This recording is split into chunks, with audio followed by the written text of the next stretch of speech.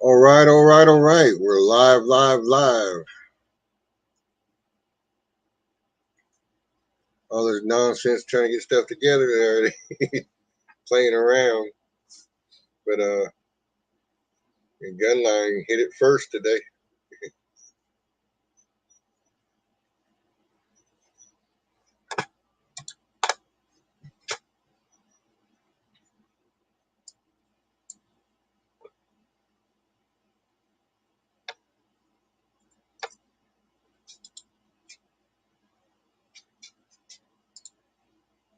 I had to mute myself. It's feeding back through.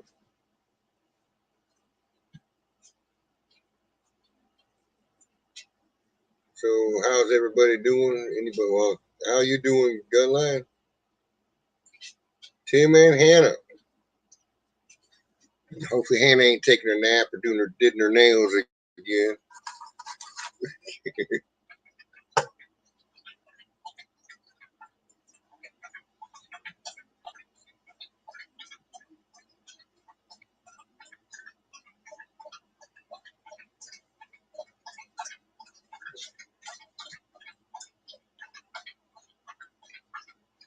Things have been going pretty good today. I've been posting videos. Although my last Terranov split one I just did somehow got messed up. Didn't finish videotaping and all of it, so I just put what I had on there.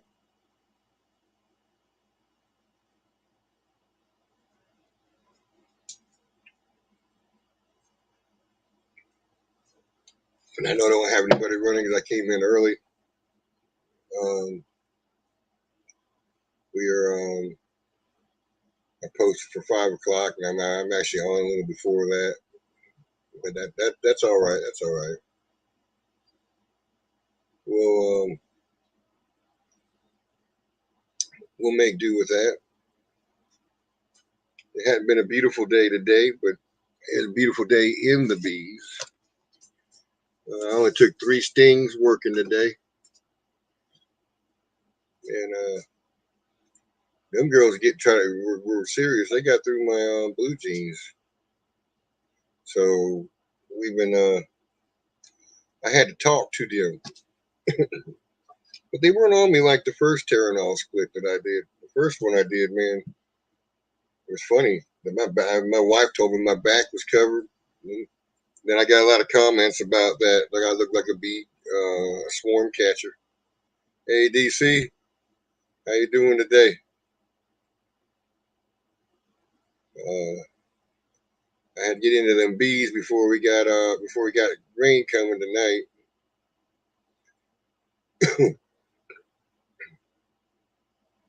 Oh, the nails could be done in a bit, Tim. And you can see I already have the the link posted.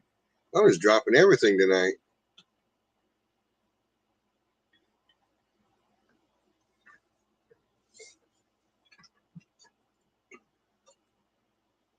What were you doing? Swarm catching, DC? Or are you talking about me with all on my back?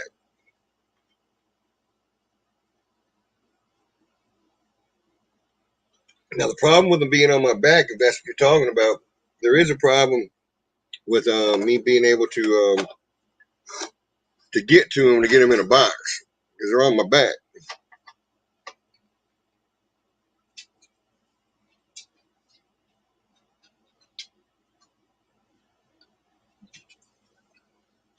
So what's you and Garrison cooking up, DC? I know every time you guys get together, you're gonna cooking up something about what you're gonna do with that yard. It's not a lot of recovery this year. Just it looks like you're gonna be building some more this year, hopefully. Um,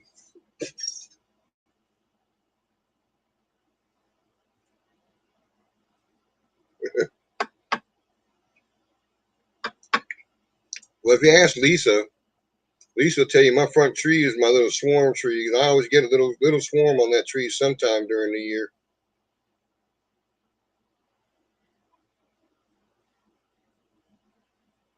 Uh, so Garrison's gonna try to talk you into working you and him working his yard.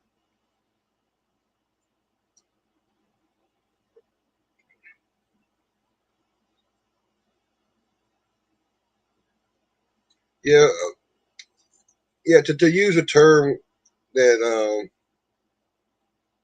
I guess you'd say the stream team uses a good bit is intentional beekeeping, and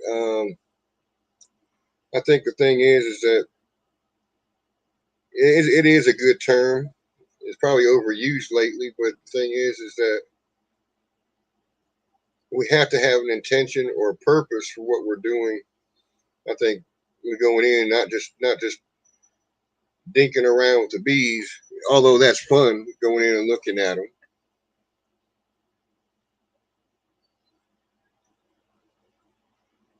Yeah, he wants to run more hives, run less hives at his house.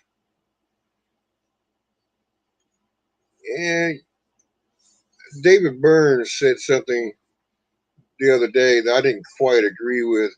You know about keeping your numbers down if you don't want to grow by pinching the queen and making them make Tar Heel and making the bees make a new queen so they don't go and swarm or grow fast. And that just seems to be a waste for me. I just can't see doing it. Um, I think as far as keeping your numbers down would be continually splitting them to keep what numbers you have at a good running pace. Yeah, that's true, DC. I just thought I'd bring it up because the fact is that I'm not really wanting to grow a lot this year. I may get up to 20 hives this year, but I think my advantage will be to keep them by doing my splits, selling off the nukes, um, so I'm not sending them to the trees.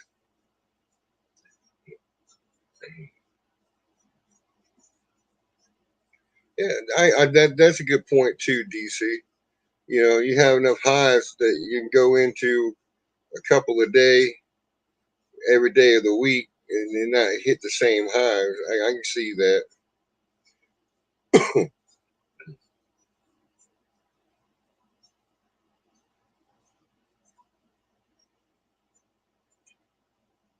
Grow up and condense. Let the bees decide what the queen bee wants to keep. The queen the bees want to keep. An accordion system. Yeah, it's I don't know how that would actually work. You know, well, because you can still leave your old queen in the box. Is what I'm saying. In the original hive, keep the same queen in there. And when you make your split, either have queen cell ready to go or let them make their own queen. So that way they have what they want. They're already they have reared that queen.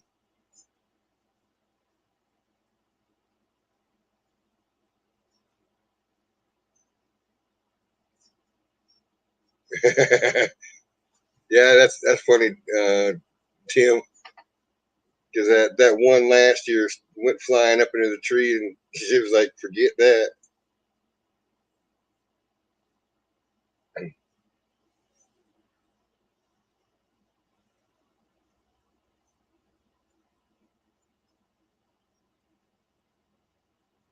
Hey Lee, how you doing this evening?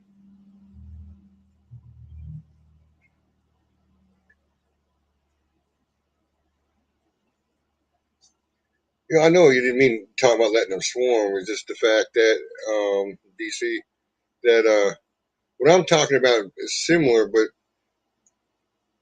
You know, you take and split the hive, then let them make a queen because the hive already has its queen. Just don't let them build up too any cells. If you do that, then you're gonna have to split the queen out. I found that you have to split the queen out to make your split so that they don't decide they want to swarm. You make her feel like she's already swarmed already. Can't talk this evening.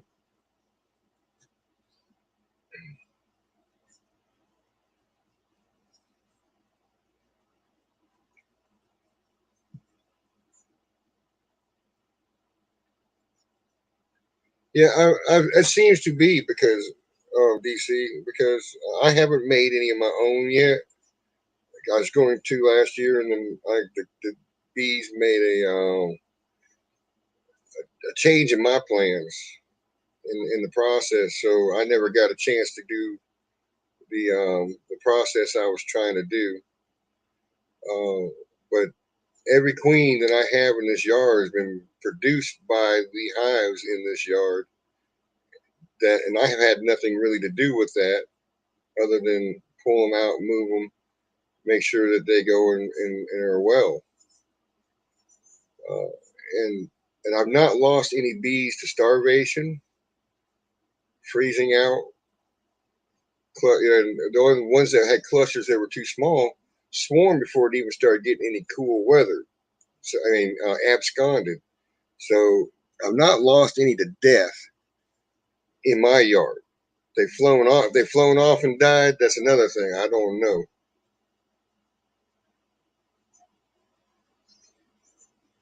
So what did you filter down your bees yesterday, Tim?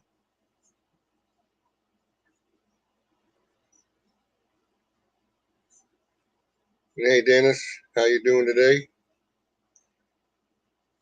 Anybody feel so inclined to come on in? I have the link up already.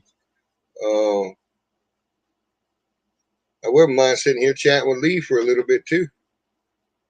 Um, sure, Lee's got some stuff going on.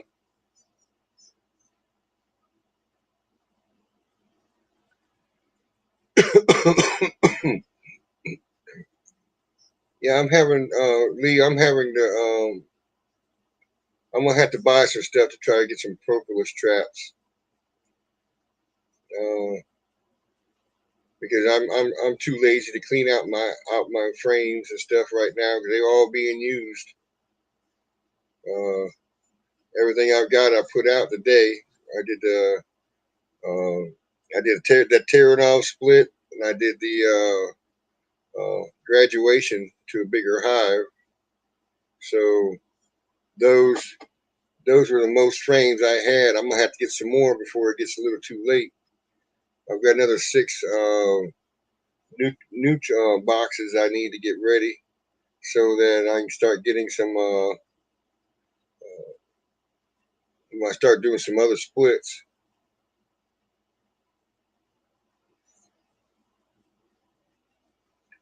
Uh, yeah, Jeremy, I think they will.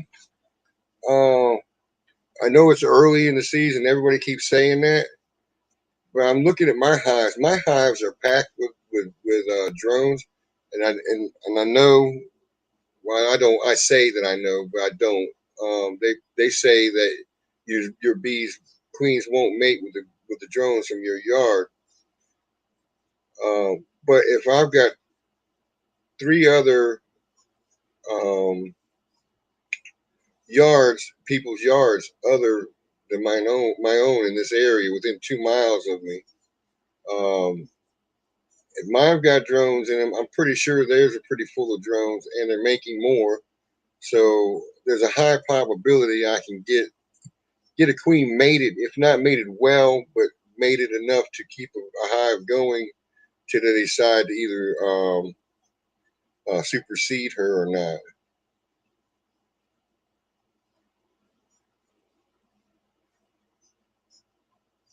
Yeah, I've seen somebody do that too. I might be able to make like a do the screen, wrap it around some 1x2s, and put it on the top like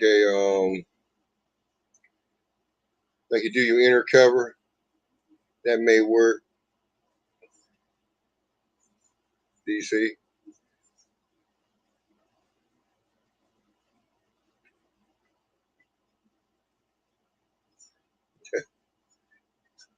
You had a hive leave, Dennis, and then you got to call from the city and replace that one. So you maintained. That's good.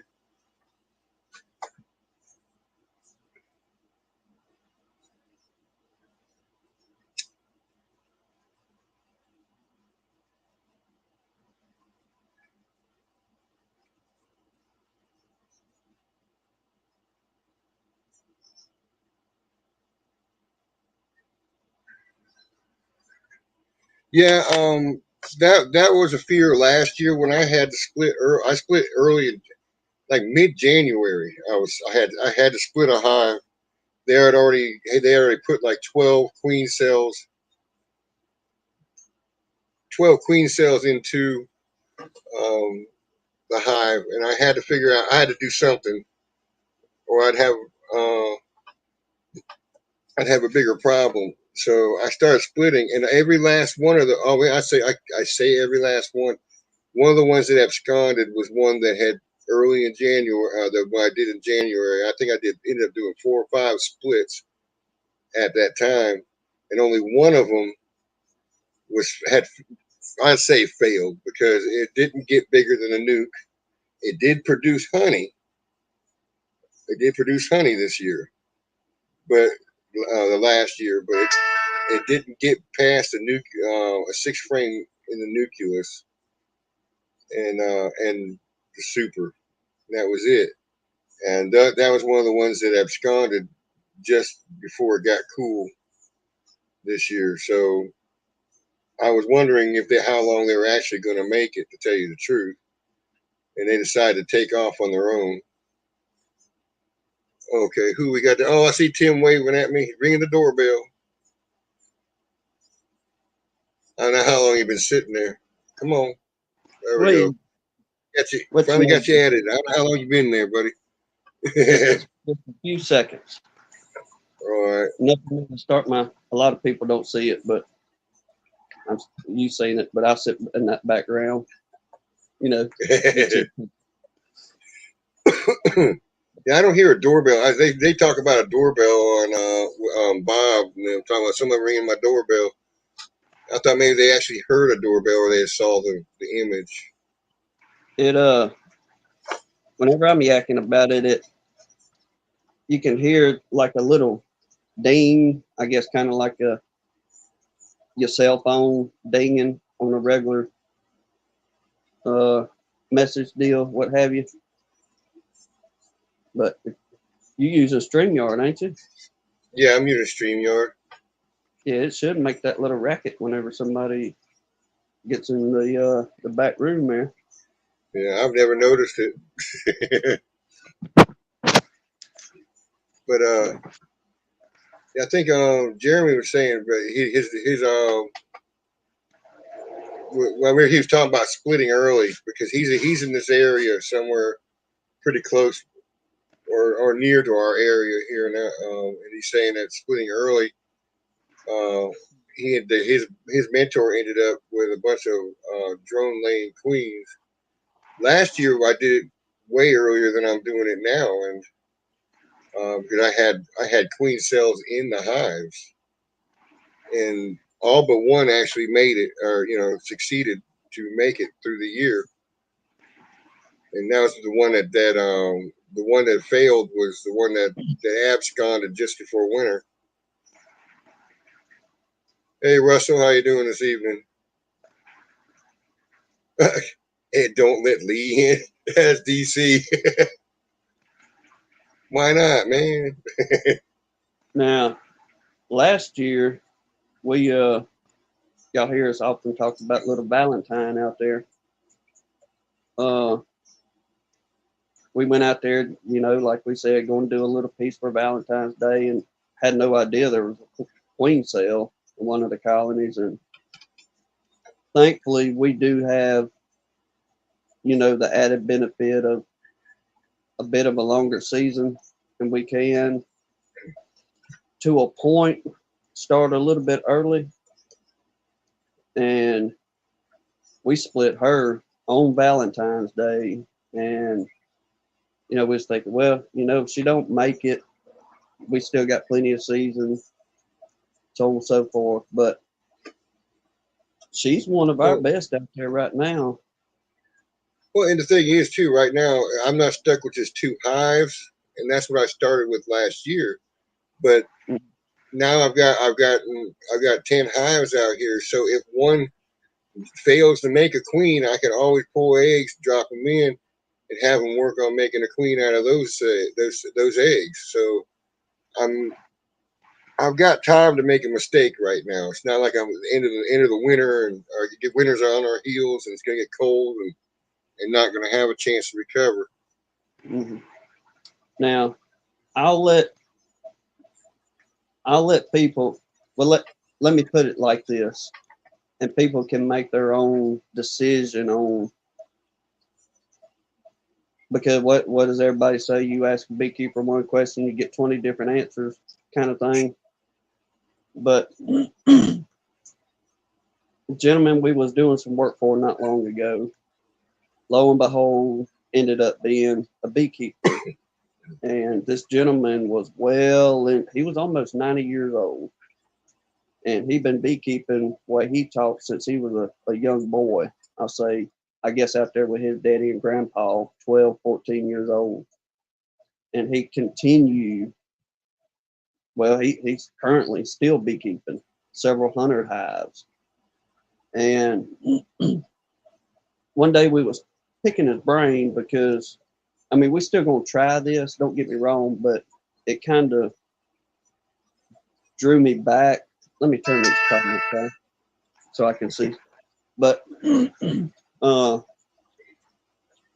it drew me back after talking to him a little bit on the drones, because I was telling him about, folks are doing the story frames and getting the drone population built up here in the yard just for the virgin queens going out and doing their mating flights. That way we would have plenty of drones, if you will, to have a good queen. And we got into it pretty good in conversation. He said, look, Tim, he said, I'm going to tell you something. He said, in your yard right there, don't worry about trying to get a whole bunch of drones built up. He said, because what happens, he says, them drones, whenever they leave out of that colony, they only go, a couple hundred yards, if you will, maybe, the way he was explaining it. And he said, when that virgin queen leaves out for her mating flight, yes, with the pheromones and so on and so forth, them drones are going to be drawn to her. But the drone flight is nowhere near the distance of what the queen's flight is. He said she'll fly, a mile or two. He said that's where you need to know where your drones are. He said if you had an out yard 2 or 3 miles down the road away from you, then yeah, I would worry about trying to at least having one of those yards with plenty of drones. He said, but since y'all just have, the 1 yard there at your house and a couple of colonies, he said, don't worry about trying to build that drone population. He said, because that queen's going to travel way further and meet up with drones outside of your yard versus what's going to be right there in your yard. So we still going to try the story frame. Don't get me wrong, but it idled me down a whole lot more as far as, well, do I need to have a saturated yard in drones right here at the house? Well, I don't worry about them being, because Grant, I have a whole lot in my hive. I'm using them as a sign that other yards that are within 2 miles of me are probably going to be in the same situation, that they're producing them or have plenty of them in their hives. I'm just using it as a sign, not that I'm trying to make a bunch of drones. I see a lot. When I start seeing a lot, and then they look like they're ready to fly. I actually seen a few take off the landing boards. So those I'm just using it as a sign, not that I'm trying to build up. But I'm also 2 miles from someone else, other people's yards, so my drones are probably mating with their bees as well. So it's a either or, but I'm not using it for my yard. It's a sign to know that if I have a queen, it's a high possibility she could be bred, because I have a lot of drones. Even though it sounds like I'm saying I have a lot of drones in my yard, doesn't mean that I think they're going to mate with my queens. I'm just looking at it as a sign. And I know what you're saying too. If you don't know anybody that's close to you, it's going to be, your queen's going to be going out of ways to get drones too. Mm-hmm.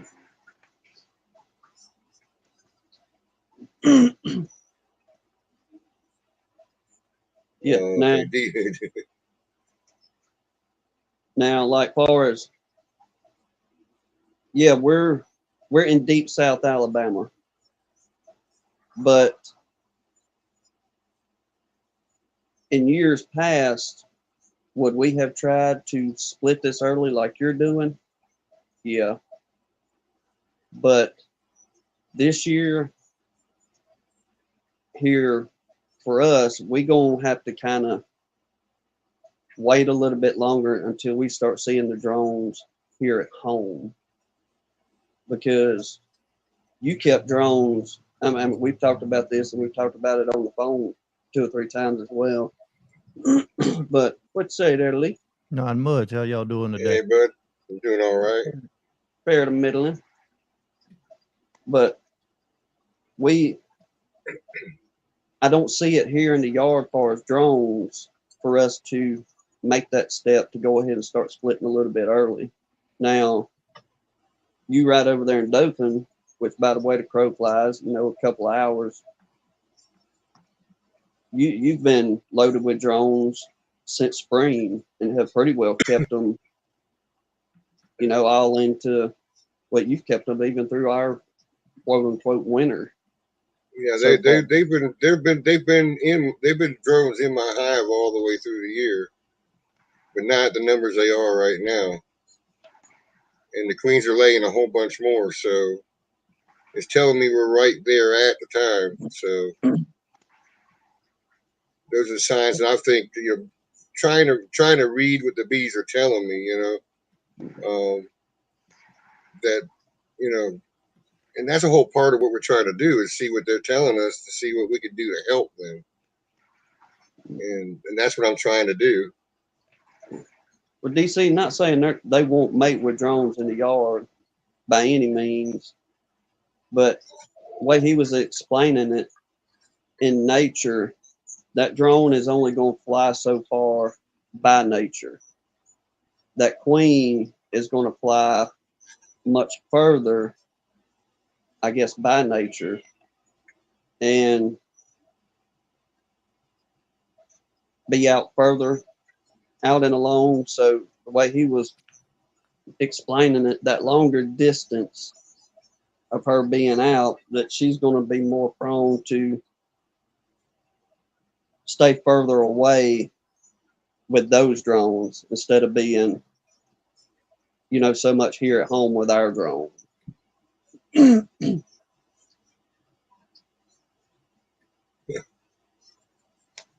All insects are DC are opportunists. They take a chance of every opportunity. That's their survival. I mean, I don't know. That's why I say y'all take it how you will, but I'm just relaying what the gentleman was telling me on. He wasn't saying not have drones. He was just saying don't fret over saturating your yard with them. because she's going to go out and get with whatever feral colonies are around, or if there's anybody else around us that's got, 3 or 4 hives or several hundred hives on those ends. See, But- what helps me out there, I have the commercial apiary. They're about 6 miles up the road from me, like their home office yard and all that. But they have other yards spread around, and one of them through the woods may be a half a mile from me through the woods. So Mhm. basically, any drones that I have might fly towards them a little bit. Theirs might fly towards me. So there may be a DCA in the area. And then any queens they have coming out may mate with my drones, and vice versa. My queens might fly out and mate with their drones. Mm. So the more you have around you, the better it's going to help your breeding chance. Now, like you were saying, some people say flood your yard with them, some say don't. But the way I look at it, if I can at least get a couple extra out of mine to help the people down the road produce more bees or whatever, or have a better breeding chance for them, it works in return for me, because that's making their bees breed more. They'll have drones that'll fly out that will also help me. But as far as like putting a whole bunch of them in my yard, I mean, I'm not going to do it. I might have a little frame in there to where they can draw some comb and make drone cells, or put 1 or 2 frames throughout the entire apiary. I'm not going to drop a drone frame in every single hive that I have. No, because that was our question to him. Is it worth buying them drone frames versus, taking the time and cutting down and making the story frames and doing all that? And that's whenever we got into conversation of it. Yeah. I don't see it, just the way I'm looking at it, I don't see no big need for me to have to put that many drone frames in. Now, like I said, out of 10 hives in the backyard, I might drop 2 frames in total, not 2 in each hive. But just get a couple extra drones, maybe help them out and they help me out, vice versa. But I'm not going to flood my yard to try to breed my queens, because a lot of them I done just walkaway splits, so it's daughters off the ones that I already have. And then any drones they're making, it basically be inbreeding. Yeah, it just adds to, when you have drones and you're coming from your colonies, it just adds genetic diversity to everybody, and vice versa. Like what you're saying. Mm. I mean, will it help to have some drone frames or some story frames? Yeah, it would help. But I mean, is it an immediate help to me? I don't see it myself. So I'm not going to do the extra work to have that many drones here. Now, like I said, I'll drop 1 or 2 frames and that's it. That help out the neighbors. The neighbors help out me. And then they still got wild colonies in the area that are going to be producing drones. Yeah, you see here, Dennis is saying he has them, and some people have them for mite control. They'll pull them out and freeze them. Cut down on the amount of mites. Mm-hmm. And like DC said too, I mean, that last comment, but it's not inbreeding. You have many different genetics. When the queen flies out, she's going to mate multiple times. So yeah, she will have genetics from, say, a feral hive 200 yards behind my house. She might have genetics from the apiary down the road from me. And when she lays other drones, whatever, it might not be the same drone that was in my yard. So, I mean, you do have diversity. You have to have the biodiversity. Well, that's one of the things too that I guess kind of rattled my brain, is talking about the potential for inbreeding without doing artificial. I mean, when it comes down to it, unless there's somebody out there that's a specialist in it, I don't know, but I don't see how you can keep just that one genetic together in the yard with that virgin queen going out on the flight, because like you're saying, it's going to be like an old she dog. you'll see an old she dog going down the road. Well, come morning time, you'll have 2 of them running. Well, you come home later on that evening, like 5 miles down the road, and you got 6 or 7 running with her. Mhm. And I guess the only way to keep the true genetic, if that's what you're trying to build, would be to do the artificial. But if it's just out in the yard, it just in my personal opinion, I don't think there's any way to tell that, okay, I'm trying to do this one genetic and that's what they stay with. Because like you say, when she goes out, they following her. And on her way out, 100 feet down the road there, she may begin the mating process. Then once that's done, she comes back to the colony a time or 2 and she'll go back out for another run. And she may get into, we'll say Ed's bunch 5 miles down the road. It'd be real hard to nail down keeping one solid genetic by just letting them hatch out of the colony and go by nature. Yeah. Yeah, what DC says here, about no true genetic, and that is the truth anymore. Really, you can't prove we have a true genetic strain of anything because of because of the way the queen bees breed. Mm-hmm. They go all over the place. The only way you could do, the way I look at it, the only way you could do a true genetic that you're looking for, the bees would basically have to be bred in captivity multiple times to figure out what genetic that is, have a genetic in another location, and then do the AI. But Yeah, I mean, AI they wouldn't be able limits to that. fly out and mate. They would have to basically be like in a big greenhouse, one set of bees in this greenhouse, one in another greenhouse, to where they can't even get out. Now, can you get some that, say, like we buy Italians or we buy Caucasians? Yeah, probably the majority of the genetic is that, but does it have something else mixed in with it? Likely. Okay. Yeah, it's true. I mean, Yeah, like DC said, it'd have to be in a lab. AI would have to be the main resource for having a purer strain. I don't know if we'd have, it'd take a long time to get down to one genetic strain and keep it there. Well, then in turn, probably later on, what you would have, you would just have the repeat process of what you was trying to avoid 10 years ago. Yeah. Because eventually, you're not going to keep just one colony condensed down and, create that one genetic. If you're trying to create that genetic, you're trying to create multiple genes off of that. And eventually it would get down to the point of you're going to have mutts again.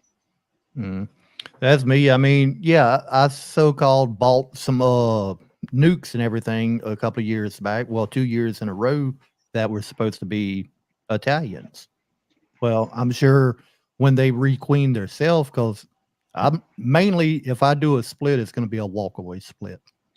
That queen's going to fly out. She might mate with some of the other drones in the yard. She might mate with feral hives. So they end up coming back a Heinz 57.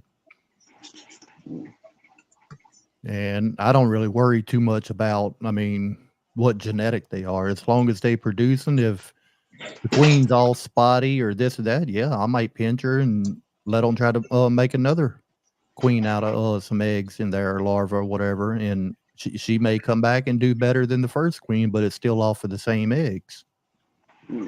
It just, if they're doing good, I don't worry about what they are. If they're not doing good, pinch it and try again. Yeah, that's how we look at it. It just, hey, as long as you come back and producing and doing it well enough to sustain life in the colony, y'all get after it. As long as they're not slacking like that one that I took the picture of today. Ain't that the truth? I mean, she just missing sales. So that I know. was a pretty good slab. yeah, she had 3 of them in there like that, both sides. I heard that, buddy. She is. Yeah. So I figure by the time those hatch out, I'm gonna have to do a split on that hive. That's why I was I may fire some others up on this, but that's why I told you in that comment, it's time to call her. She's a year old. Get her out of there. Right before you sent that, Philip RTX Honeybee said something about, "Are you planning on replacing her?" And I kind of said the same thing. I said, "Yeah, she kind of slacking. She missed a few spots, so." Yeah, she kind of slacking it. Yeah, I'm trying to increase the amount in of what the breed that Holly is, whatever she is, because she's fairly docile. And she lays up bricks of brood like you were showing in that picture. She had like 6 of those in that hive at one point. So most of them have hatched out, and the numbers were so high. Is the other reason I was doing the splits. Trying to reduce the numbers in the hive and make sure there was no queen cells. So there's a lot of reasons why I've been doing the tearing off, because you go through everything in that tearing off. You see, you pull out everything. Not that I catch all the queen cells like Tim showed me in a picture. He called back and said, "You sure you don't have 2 of them in there?" Yeah, I missed it. It was an old cell, that's why it was empty. It wasn't charged, but it sure was a queen cell. So Jeremy's talking about right there. He wants to try some Caucasians. I went in one of the hives today, and I know Ed, you were talking about some Caucasians to try to get some more propolis production. One of the other hives I got last year from the beekeeper that had passed away that I rescued and brought home. I opened that hive up today, and it was just a single deep that I had. I took 28 grams of propolis just off the top bars in that hive today. Goodness. 28 grams don't sound like much, but I mean, it was a good little bit just being on the top bars. That wasn't going down and trying to clean the sidebars and nothing out. So I'm figuring that might have a little Caucasian in it, as much propolis they had in there. Well, there's the other reason I was wanting Caucasians too, is that because they have a longer proboscis, I was hoping that they would draw from alternate nectar sources that might be the bees that the Italians can't reach, or the other breeds that have a smaller proboscis can't reach, and take more advantage of the foliage in this area. And see what kind of flavors you get. But I wouldn't, well, let me see how I put this. I wouldn't give up on just because their proboscis isn't just so long to get down a little bit further into that flower and to draw that nectar. And we may have mentioned this before, but we called ours, we got some red honeysuckle. And if you've seen the red honeysuckle, they are way longer than the yellow and white honeysuckle we get around here. It's more like of a trumpet look, I guess. And y'all, them little jokers, they're a hummingbird be pretty much the only, or a butterfly be the only thing that could get down in there and draw nectar out, according to nature. But we got to watching them, and they would go to the base of that honeysuckle and chew them a little hole at the base of that honeysuckle, and they draw that nectar out of that base of that honeysuckle after chewing down through it. That's what I was wondering before, if they would do stuff like that. It is a thought. I mean, I'm not knocking you, not saying don't get you some Caucasians and anything, because, we're looking to try we've been talking to a gentleman about trying another genetic as well. And the main thing we're looking for at gun line is, and especially now, we need docile bees.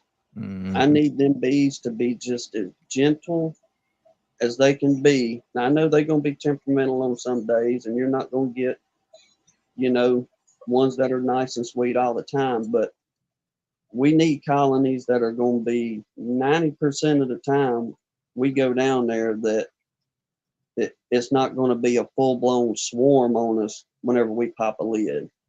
One or two come out, yeah, they're going to do that. But here at home, like I said, we got to have a very gentle bee. If they ain't any kind of hot anymore, then I don't care how good she's laying. They gone. I'll pull a lance, my buddy down the road, stick the whole bunch in the freezer, or just pull the queen and try to restart a calmer bunch, if you will. Yeah. Now, everything I went through today was fairly calm. Usually, my first dive into bees every spring, you're going to take that one sting at least, generally. Well, the only hive that I didn't actually go into today was my number one hive, which is always my biggest hive. I still got 4 medium supers on it right now that I hadn't pulled off from last year. And I cracked the top of it just to look in it, and looking at the traffic coming in and out the front entrance, they were full all the way up to the top when I popped the lid off. But I didn't go down into that hive checking everything because, like I said, generally when I go into that hive, I'm going to get one sting. But every other hive that I went into the backyard today, everything was calm. I could go all the way through it. None of them even hitting the veil or anything. They were just flying around normal. Wasn't even worried about me. Yeah, I didn't get that today, Lee. I checked that the first Terranol split. I was checking this queen cell on that, and those girls, because they're queenless, they were hitting me all over. They weren't stinging; they were bumping me like crazy. So, I don't mean to interrupt, but is that guinea coming in the background? I can barely hear it. It ain't too bad. Okay. Fix, I'll have to shut this doggone window if he don't shut up. I thought you were asking me if I had a guinea. I was like, no, where's that coming from? Y'all hang on a second. Hannah's saying, I can hear him loud.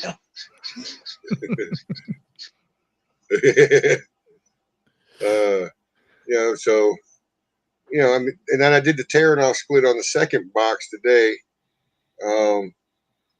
And those girls, that was the holly hive, the one I've been talking about all the time. I did get a couple stings, but that's because they got in the folds of my pants and I bent down to do something and I got stung that way. Other than that, they didn't bother me. They flew all around. We got a lot of rain supposed to be coming in tonight and pretty much all day tomorrow. So I probably won't be able to get into the bees tomorrow, but hopefully next weekend, if it's clear again like it was this morning, I might go ahead and try to go into that number one hive. But like I said, it's still got 4 supers and the deep on it. And usually, I guess some people say the hives are more aggressive or more defensive. I look at it in percentages. If you got just 1 deep on there and 4 bees come out as guard bees, well, if you got 4 times that many boxes out, you might have 16 guard bees that come out and are trying to sting you. It's not that they're more aggressive. There's just more bees in there. Yeah, but more have a chance to get you. Yeah, it's true. But I figure if I get a chance to go in next weekend, I'll go to number one hive and probably take a sting then. I just didn't want to do it on my first day out there this year. Yeah. I figured get back into it easily. Well, the thing is too about the hives is that, like you said, that's why another reason I've gone to the splitting, because they all overwintered as double deeps. These two that I did the Terranol split on, and they were from bottom to top packed. Mm-hmm. I was like, just to keep all that swarming tendency down, just to thin it down, give them room to work. They even still had stores that I left on them for the winter. So, I mean, they did good this year, and they're bringing stuff in.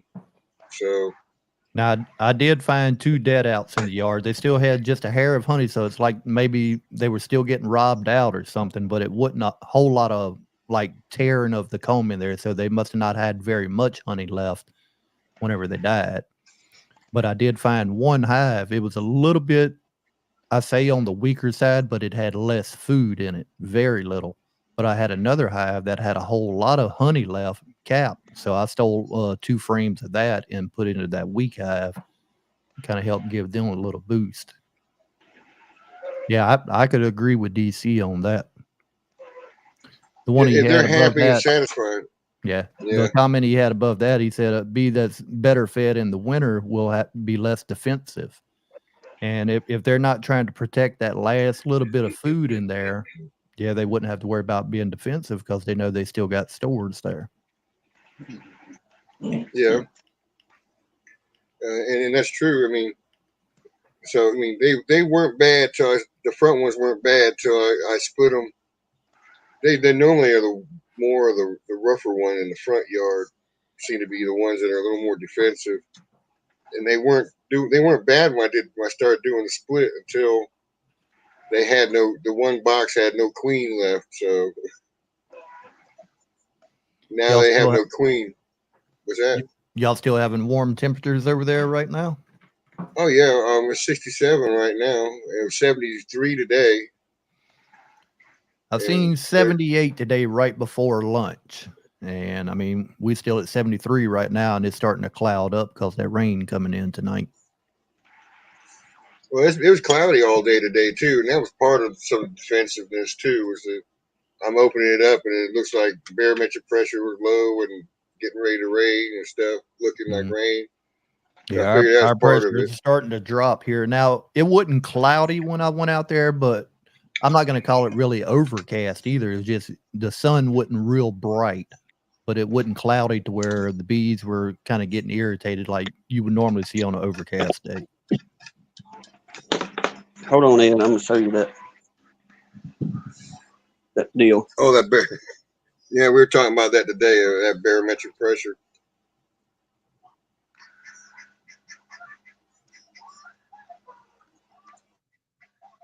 I'm getting these settings.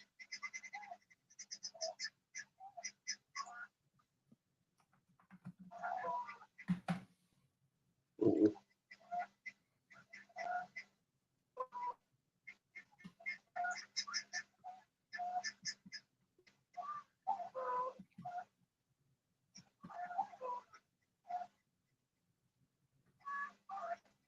Ed, was you trying to Did talk it to come up? us? You had the microphone muted. Nah, I don't see nothing. Oh, Tim. I forgot about. I forgot I muted myself because I was chewing on a cracker. Well, I seen you Yeah. sitting there moving your mouth, and then I could hear the guineas in the background.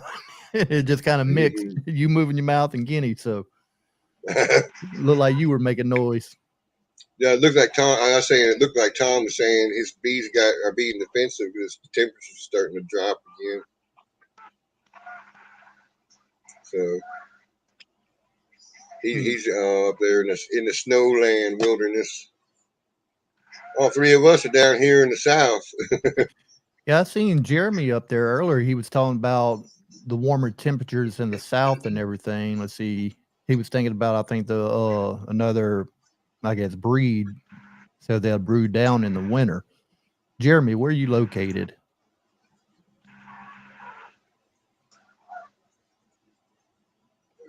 I'm wanting to say, I think he said, I thought he said Alabama one time. I may be wrong. I've got so many in the computer. I ain't even got it pulled up right now. Yeah, he's in Dothan area. Dothan, yeah. Okay, so he's right over there by you. Oh, lost him. I'm so used to being on the other side of the live. When something happens, I go to reaching and trying to click stuff. Yeah, it's giving you a different seat today. Yeah. No, he says that though they brewed down, but I've not had a problem with them really this year. I hardly fed them this year. I didn't do any feeding in the fall or anything or over the winter. I didn't put no sugar water to them last year. But at the same time, I got a lot of honey left on the hive. Like I said, my number one hive still has 4 supers on it right now. And whenever I cracked the top, I just glanced in there through the top box. I didn't break that one down, but the top was still completely full from wall to wall. Yeah, I think I fed mine twice, actually twice this year. And the first time the water finally soured and I had to dump it out. The second time they actually knocked it out, but it took them like 3 or 4 days to do it.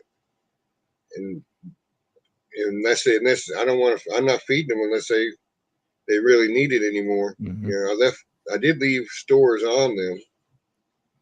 I didn't take and grab all my honey. I left a lot of it on the hive so that we have something, which probably helped me out financially this year with sugar. Yeah. But Cost of sugar going up too much, but at the same time, sugar is cheaper than honey, so you can make more selling that honey and then buy sugar and still have some money left over. But I was being lazy as usual, and like I said, I probably still got, if I had to guess, somewhere around 15 to 18 supers still out on all different hives. Because one of the rescue hives that I got last year, when I got it, it was just a single deep. Well, I ended up putting another deep on top of that, and then it still has 2 medium supers also. And whenever I broke it down, it still had a lot of honey left in it. The 2 top supers were completely full, and the deep super, it still had quite a bit in it. Jeremy had an interesting observation on that about the feeding. They brood smaller and OA treatments would be more effective. Mm-hmm. Makes a little sense there. Yeah.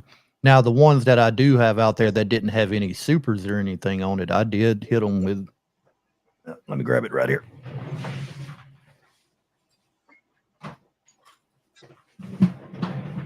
I did hit a little OA on them today, on the ones that don't have supers.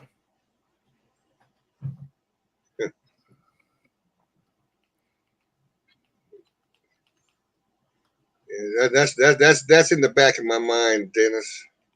That's in the back of my mind this year, that maybe the weather could do what it did last year to us.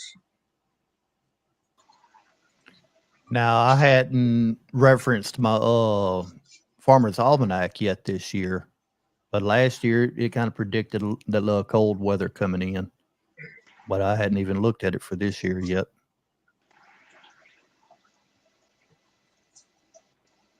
You all right, Tim? Yeah. Oh, you got me in here now. I was trying to.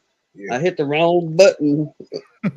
Buttons. I'm smashing them again a second ago. I was like, well, let me see if I can send him a message or something. Yeah.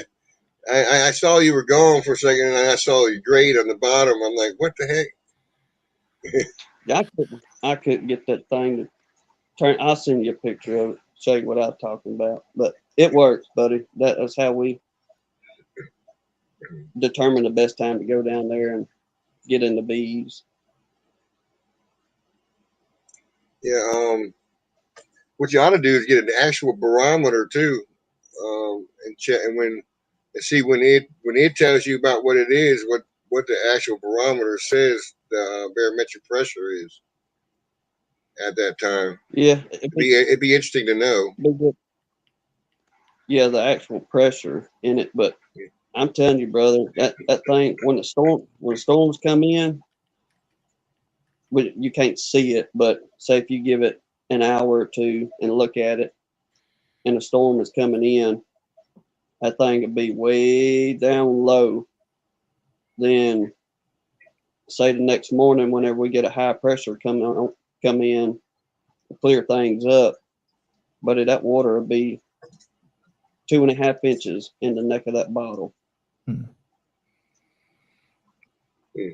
I had one barometer here before, but it had basically, it would tell you what the pressure was, but then it had an up or down arrow. And if that arrow was it had one going straight across to like it was holding steady. If that arrow was holding steady or the pressure was going up, the bees were calm. You could go out there and mess with them all you want. But if that arrow was aimed down, showing the pressure was dropping, I wouldn't even go out there because they start getting agitated. They know a storm's coming, and they try to eat you up. What if you decide to make you one? I mean, we just picked it up off a feller that had a fishing channel, and he used it for the best time to go fishing. But it's the complete opposite on the Mhm. fishing part. You know, if it's real high, you don't want to go fishing. If it's real low, that's the best time to go fishing. Hmm. But it's just a complete opposite with the bees. So it works out if you keep bees and you like to fish. So if you can't fool with the bees, go drown you some worms out there. Yeah, most of them fish when that pressure starts dropping, they know there's a storm coming, so they start trying to basically eat everything that they can and prepare for the storm shelter.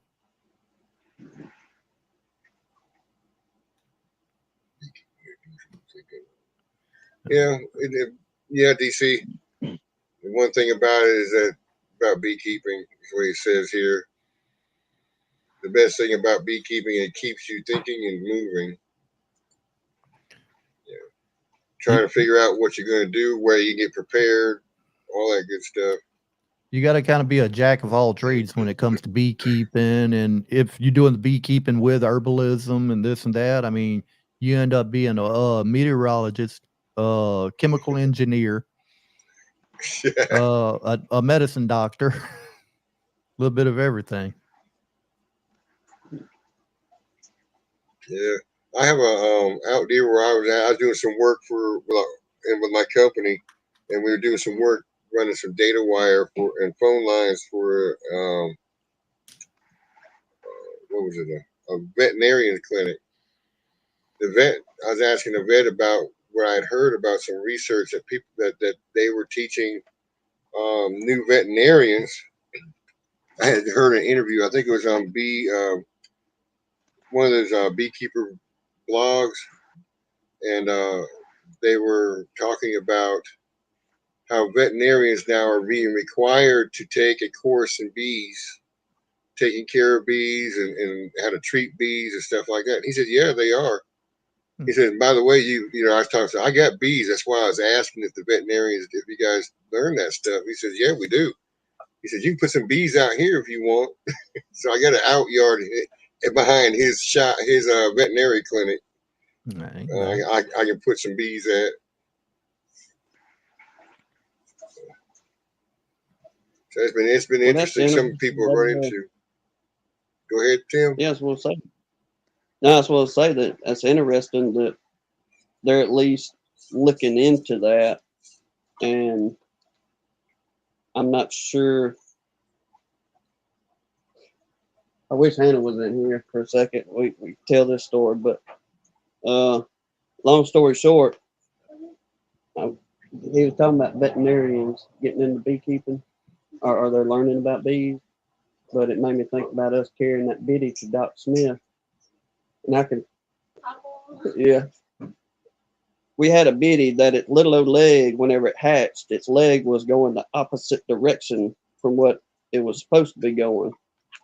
And I had tried several little things, little splint, didn't work. So Hannah said, let's take it to the vet. We load up, take it to the vet, and we sitting in there. We've got a biddy. Okay. Everybody's looking at us like we're crazy. The nurses are giggling. We get back there to the doc, and God love him. He's a wonderful man. And he done a few little deals and ended up putting some kind of different little splint on that biddy. But it made me think I could see us now taking a queen bee or something like that into the dock and going, "Hey, can you remember this biddy?" I think that when I heard that interview was that the main concern was for they were doing most of it was for commercial keepers because of the fact that sometimes they have to treat them with antibiotics for whatever reason, you know, like we throw the advanced microbials on everything, and those pollen patties, to treat different diseases. But they're trained to know what, the vet's been trained to diagnose and know what to give the bees just for that, So it makes sense. Well, I mean, Yeah. the bees are considered livestock, and the vet we deal with, he is very much into cattle and equine and everything else under the sun when it comes to some type of livestock. So that does make a lot of good sense sitting here thinking about it. Of, if you got several hundred colonies and 10, 20 of them is out there sick with something, that they can diagnose the issue, I guess maybe like you would do your mite testers or something, take several in there and let them do the testing and see what's wrong with them as far as get into their guts or however they would do that. But being able to diagnose and remedy whatever the illness is. But if you think about it this way on that, as far as that goes too, that what if one of these veterinary clinics that are checking on these bees figure out a way to knock mites out, or at least knock them down to where they're really, really manageable and very, very low. It'd be interesting. Well, I don't know what kind of killing they make. Go ahead, I'm not sure how long they've been studying into it, as far as them getting into the beekeeping portion. But it would be nice, like you say, if the veterinarians could figure out ways to remedy the mites or anything that's plaguing your colonies, whether it's mites or sickness or something along those lines, instead of trying to get a hold of somebody and, hey, look, I got a bunch of bees with nosema. Where do I go to get antibiotics to put into the colony?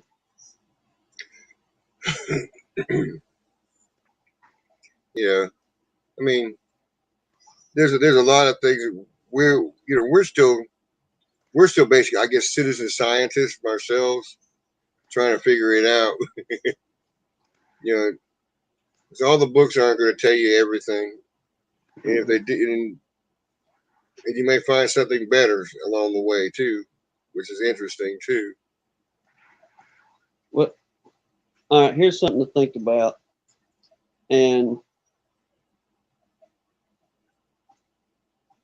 on the bees and the mites and the oxalic acid.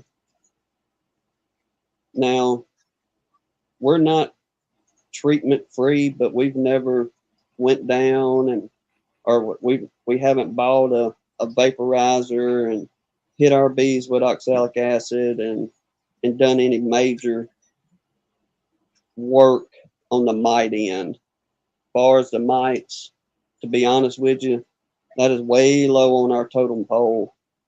The hive beetles are number one for us. But what I have looked at and researched on the different plants that we have down here, and I'll use the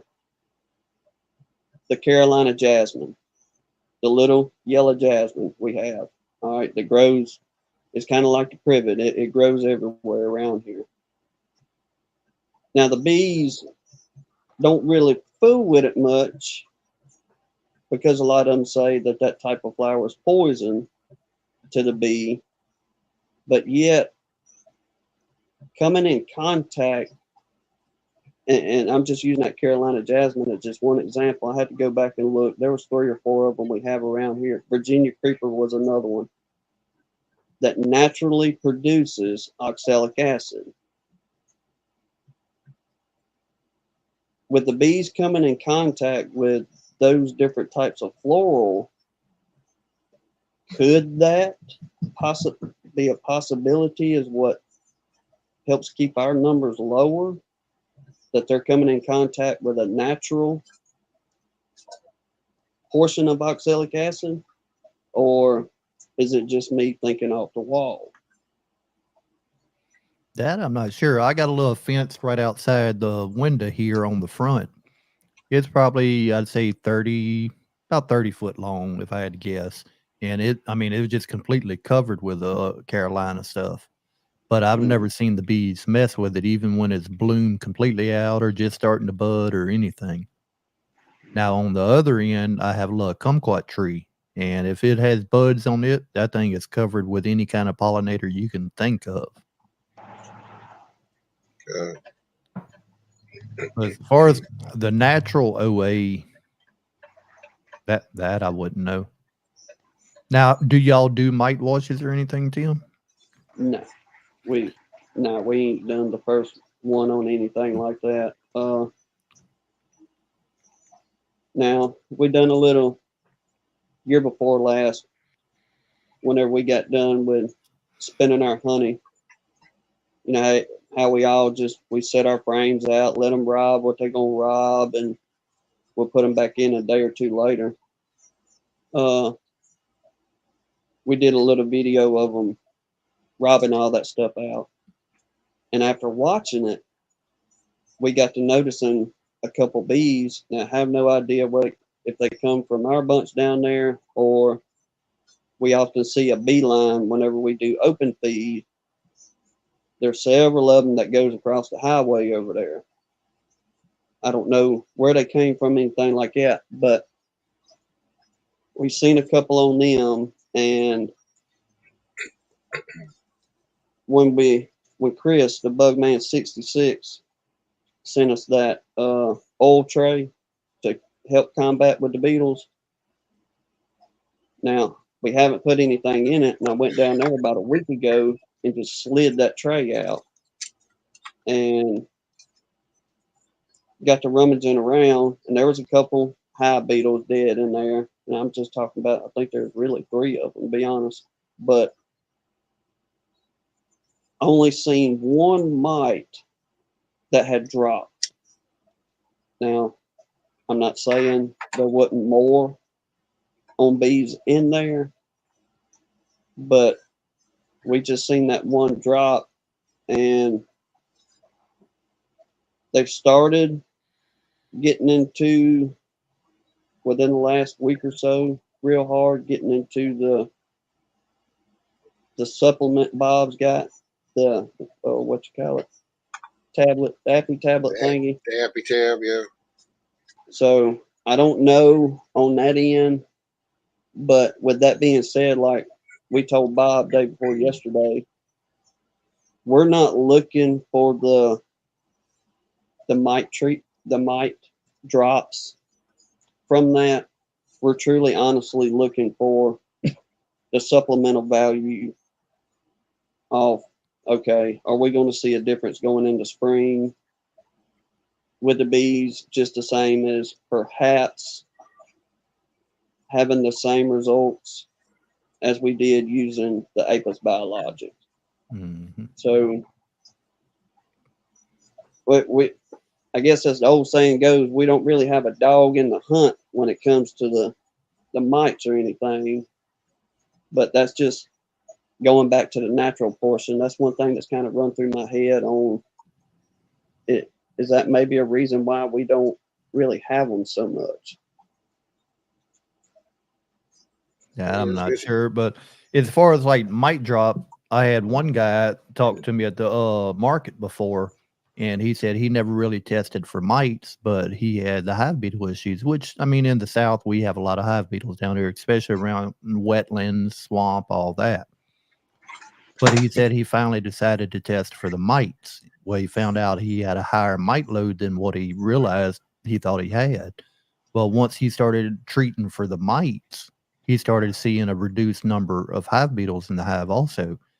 And we were kind of talking and figuring that they were trying to deal with 2 pests at the same time. So dealing with 2 different pests, they had a little trouble trying to brood up because they were busy doing other things. Well, once he knocked the mites out, he started seeing that they were able to keep the hive beetles out better. And then he's seen that with dealing with less mites and less hive beetles, they started brooding faster. So he jumped in and started doing his regular treatments every year to reduce one thing, to reduce another. It was just kind of a snowball effect. If you got one problem, you're going to end up with another problem, which causes another problem. Mhm. It creates that strain on that colony to where they can't flourish, as Yeah. if they didn't have the pest to deal with. Exactly. That's why I was asking, had y'all ever done a mite count or anything to see if maybe you have mites and it might be making them weak, or they're fighting with that, and then don't have the numbers to also support trying to deal with hive beetles at the same time. On the hive beetle end, I think y'all we have that prime location. We're sitting in sandy acidic soil, and whatever else they thrive off of outside the colonies, and the smell of the colonies, I believe, is what's bringing them in more and more and more. And y'all, I ain't lying. People may think we're crazy, but you can go back to some of our earlier videos, and I think one of the videos, the name of it was "Why Ain't Nobody Talking About This?" And it was on the hive beetles, because literally we could go out and we could use our Beetlevac 5000 that we concocted. One day we could go suck out every single beetle that we see in there. And whenever we rolled them inner covers off, or them little slats off, I'm not exaggerating numbers, it wouldn't be no problem to have 50, 75 hive beetles in there at one time, probably more. But you could go back a day or two later, and it would be just as if we hadn't even pulled the first hive beetle out of that thing. Mm. So I think a lot of ours is we just have that, I'll say ground zero, if you will. Everything is just primed for them to reproduce. Those larvae get into the ground, turn around, and redo the same thing. Now, we're going to treat the ground again this year like we did last year, and absolutely 100% be pushing more of that peppermint extract and that eucalyptus mix. Now, Earl 90% Earl has 100% on the credit of the peppermint. We just added our little mix to it with the eucalyptus, thinking, well, we know the eucalyptus oil helps keep wax moth away and all this good stuff. So maybe it'd just be an added benefit if we throw a little bit of eucalyptus in there and try to keep them both out. But y'all, since we have been doing that peppermint extract and that eucalyptus mix, we have not fired up that vacuum since June or July of last year. And whenever we out there in the bees, Hannah would take and run that good heavy bead of that mix across those top rails. And just out of habit, we would be out there a minimal of once a week to make sure the hive beetles ain't, getting fired back up. And the last time we really seen, I guess, a heavy number was around August. And we see, how many beetles we see? Probably 10 in August or so, since we started that extract. I mean, that was between the 3 colonies we had left. And the numbers have just dropped dramatically. Now, at the end of this season, 2024, I'll be very confident in saying, yes, 100%, this works absolutely for sure. Or we'll be able to go, well, it's just kind of a fluke year, and maybe not. We just didn't have the high beetles like we typically did. But since we've been doing that, y'all, our numbers have been just like 10 or so.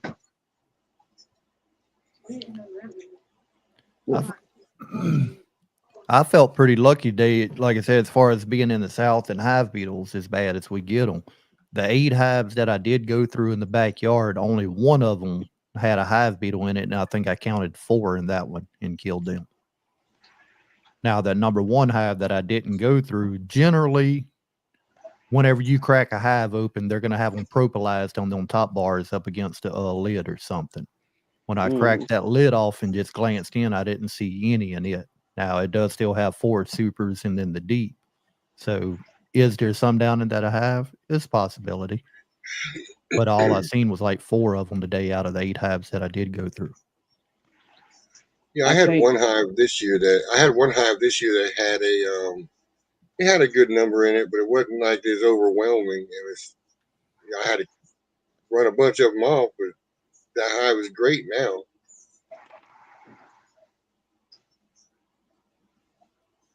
Go ahead, Tim. My train to come off the track. I have a way of doing that, I guess. It'll come to me in a little bit. Now, David's comment said he tried the candy. We tried the candy as well, and we seen good results. But the thing with the candy was you had to be consistent with those candies. And we were putting 8 candies per colony, basically. But we'd go out 2 or 3 days later, and 99% of that peppermint candy would be gone. So immediately we would have to replenish what we put in there. Now, if we stayed on top of it like that, continuously kept them candies in there, it reduced the numbers a lot. But the extract in that eucalyptus mix has pretty well knocked them down to, I'm gonna say, near 0. Now, could you take that mixture and take your little dropper or whatever and just put you a line right across the front of your entrance? And say if they land on the landing board, maybe that'd deter them from even going in to start with. Well, Hannah does that too. Whenever we go to close that colony up and she runs those beads, that good heavy bead on them top bars on both sides, she'll put a little bit right there at that entrance. And I'm saying, yeah, it helps out some too. Cause we was talking to somebody again about all that the other day, and that Earl can give you the science of the benefits of the peppermint and all that. I kind of look at it as if you're a deer hunter, all right, most deer hunters ain't gonna go out in them woods with the clothes that just come out the laundry room and all that good stuff. What are you gonna have with you? You're gonna have a cover scent, so that deer, whatever you're trying to hunt, ain't gonna smell you. And I think with some of it, that's a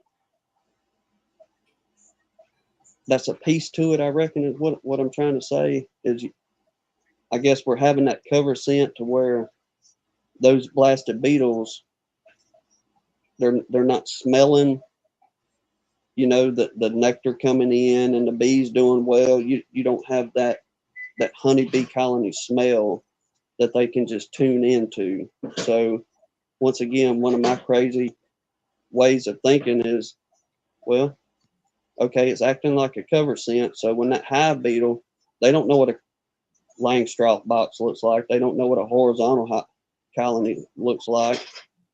So there would be no reason for them to be drawn to that box if they can't smell it.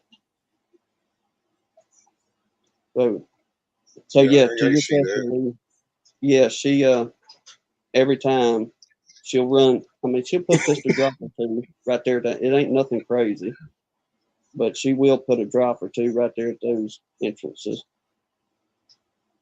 Okay.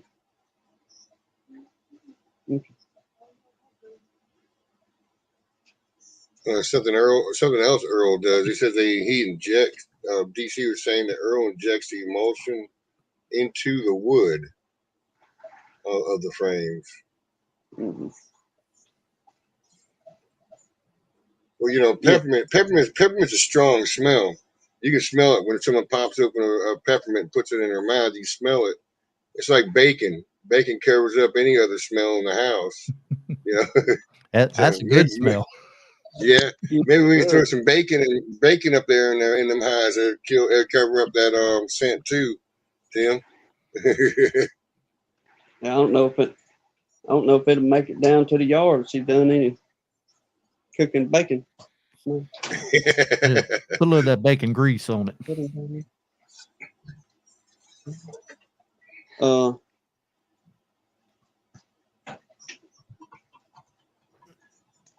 Where was I going? Oh,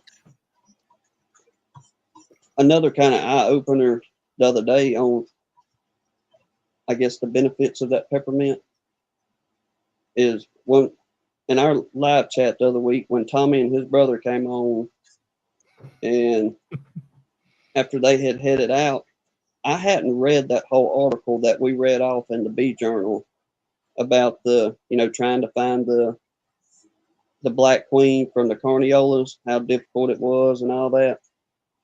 But in those paragraphs, peppermint is one thing that they used to spray on the front of that colony when they seen them virgins coming out to do their mating flight. They would spray the front of that box with peppermint, either spray it or wipe it down with the leaves or something, but have that peppermint smell on the front of that box. And that queen would know by the smell of that was her home.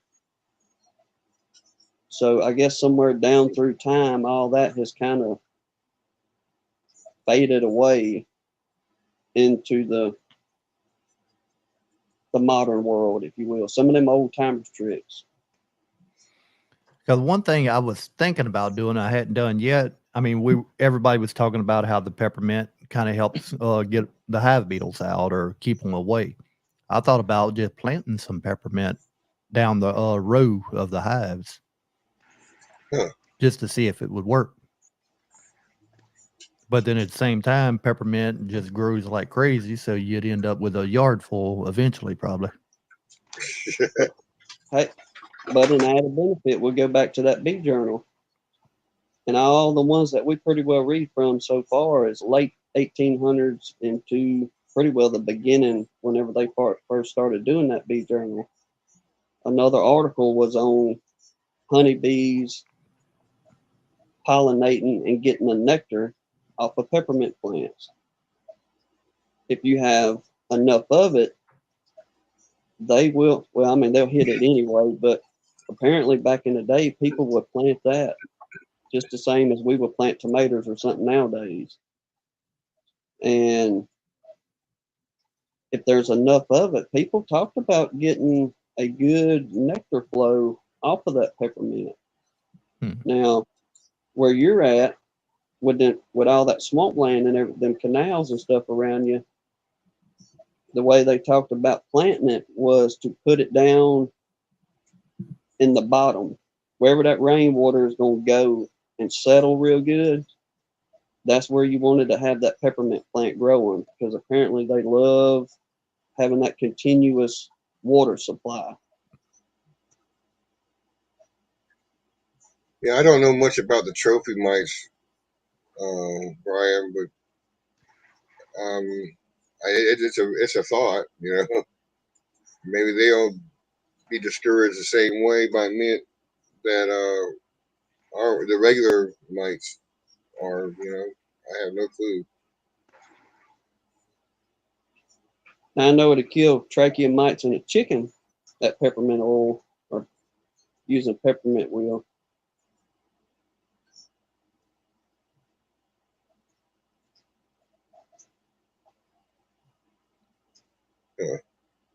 And now the conversation's gone into the mint. Yeah, that's what I was looking at over there. But My bad. yeah, I'm about to have to run. That's I gotta fine. go get some stuff out ready to cook dinner tonight. But All right, man. I appreciate I you appreciate coming in. I appreciate you coming, man. Oh, anytime. Y'all all take it easy. Hope y'all have a good evening. Later on, Lee. All right, Later. later, Lee. Yeah, mint smells good. But that is a powerful scent. Just like I gotta say, bacon. Bacon goes good with everything. Mint goes good with a lot of stuff too.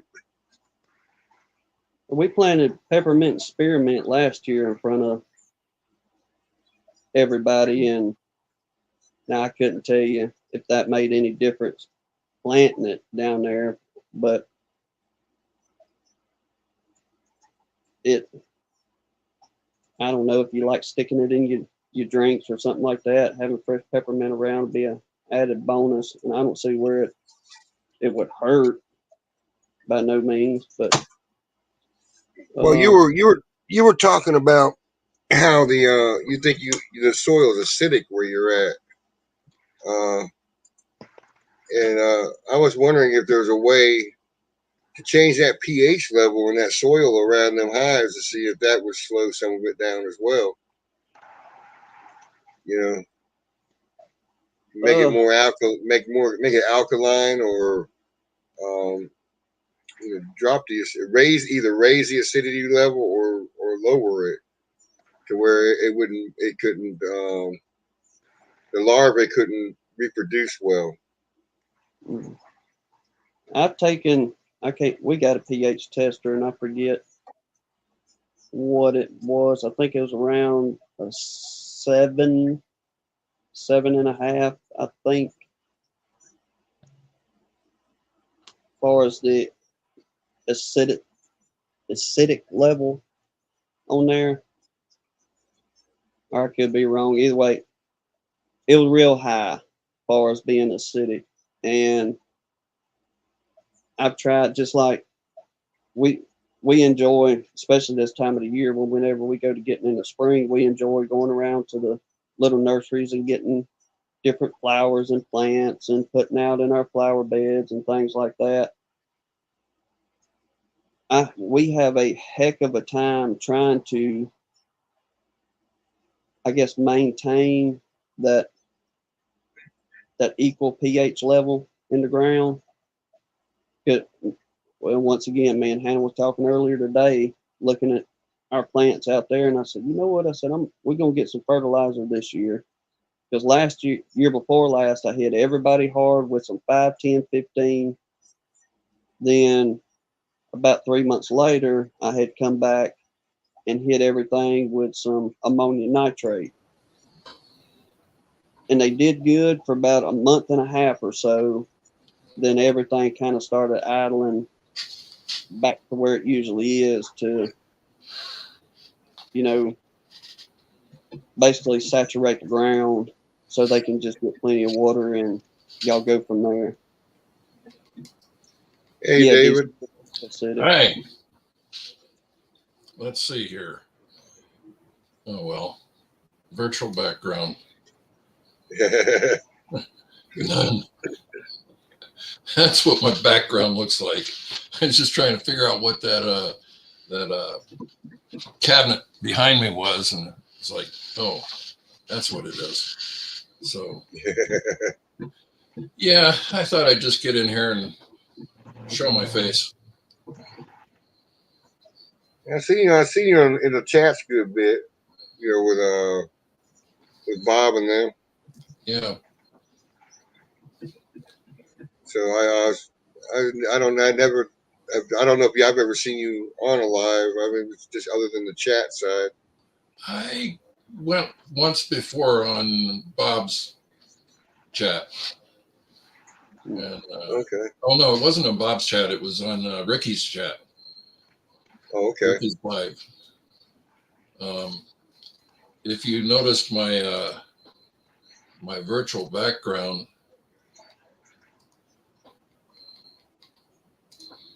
I've got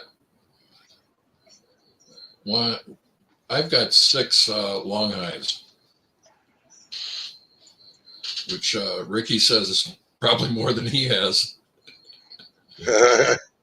I've got wood for 4 more long hives.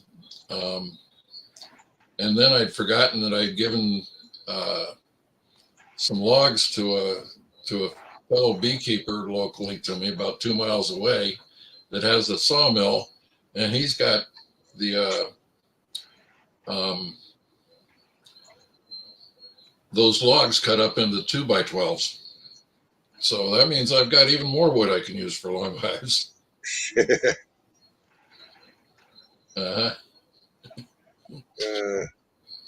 What, I looking at thought those about con- a couple long hives. Yeah. What was that, Tim?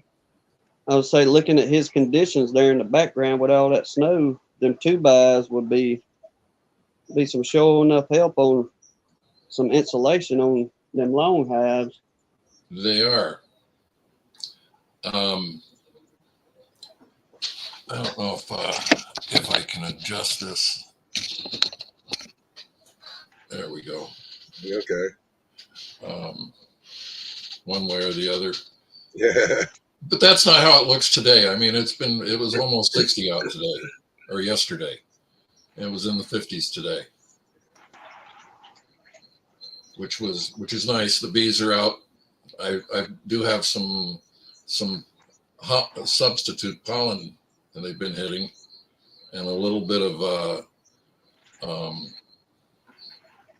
feed, just some syrup. But so yeah, I've enjoyed the long hives. It's just one of those things that in some aspects to harvest honey is a little more work because you got to take each individual frame out of the hive and put it into some sort of quiet box to keep the bees off of it while you're transporting it to your honey extraction. Yes, sir. So people don't think about that, but that's just one of the things. It is easier on the back because you're not lifting a 90-pound deep with 10 deep frames in it. So. Yeah, I've not been taking the whole super off. I've been pulling it off in stages through spring. Yep. I've been capturing different flavors. So I've been treating my honey sort of like you would a wine when you collect it, by the flavors, and that's been a selling technique for me. Gotta let people taste it, and you taste the differences in it. Yeah. Everybody thinks honey's got the same flavor. They think honey is honey. If you take it off and you do it right, you got the different flavors and different stages throughout the season. There's one woman at the farmers market that I go to that has the different flavors. But for me, I basically harvest my honey in August, and so I'm basically getting just one variety every season. I try to catch the privet. I try to catch. I have another one I pick up right towards the end of spring, which is a Satsuma orange flavor, and then you got tallow, and then whatever else comes in. That's right. I think I saw you on Bruce's Bees video one time. Is that right? Yes. Yeah. I'm about 2 miles. I live about 2 miles from Bruce. Oh, that would be nice. I live up here in the Great White North. It's supposed to go back down in possible snow on Monday and Thursday, so we'll see. But I'm seeing DC's comments down there about Yeah, the yeah. insulation and snow. I'd have never, I guess this is my southern ignorance to the snow, but I'd have never thought of snow being an insulator. I'm just thinking, if it's cold enough to have that on the ground, it's cold outside. Yep. Well, you know, Eskimos built igloos for a reason. They build them out of snow. They build them out of snow and they ice up the inside and it stays warm. Hmm. All of my hives have the 2-inch insulation on top, and Huh. I run it year round because it's it's cooling in the summer just as much as it's heat retention in the winter. Well, insulation, you know, people think insulation, you know, it keeps it either keeps it warm or it keeps it cool, but it only divides the internal temperature from what's going on outside, Yeah, which keeps a stable environment. It's not that it holds one or the other. It just divides. Like if it's cold outside, it keeps the cold from coming in. If it's hot outside, it keeps the hot from coming in. It separates that internal temperature. correct. It makes it easier for the bees to maintain their climate. I mean, that's how I look at it.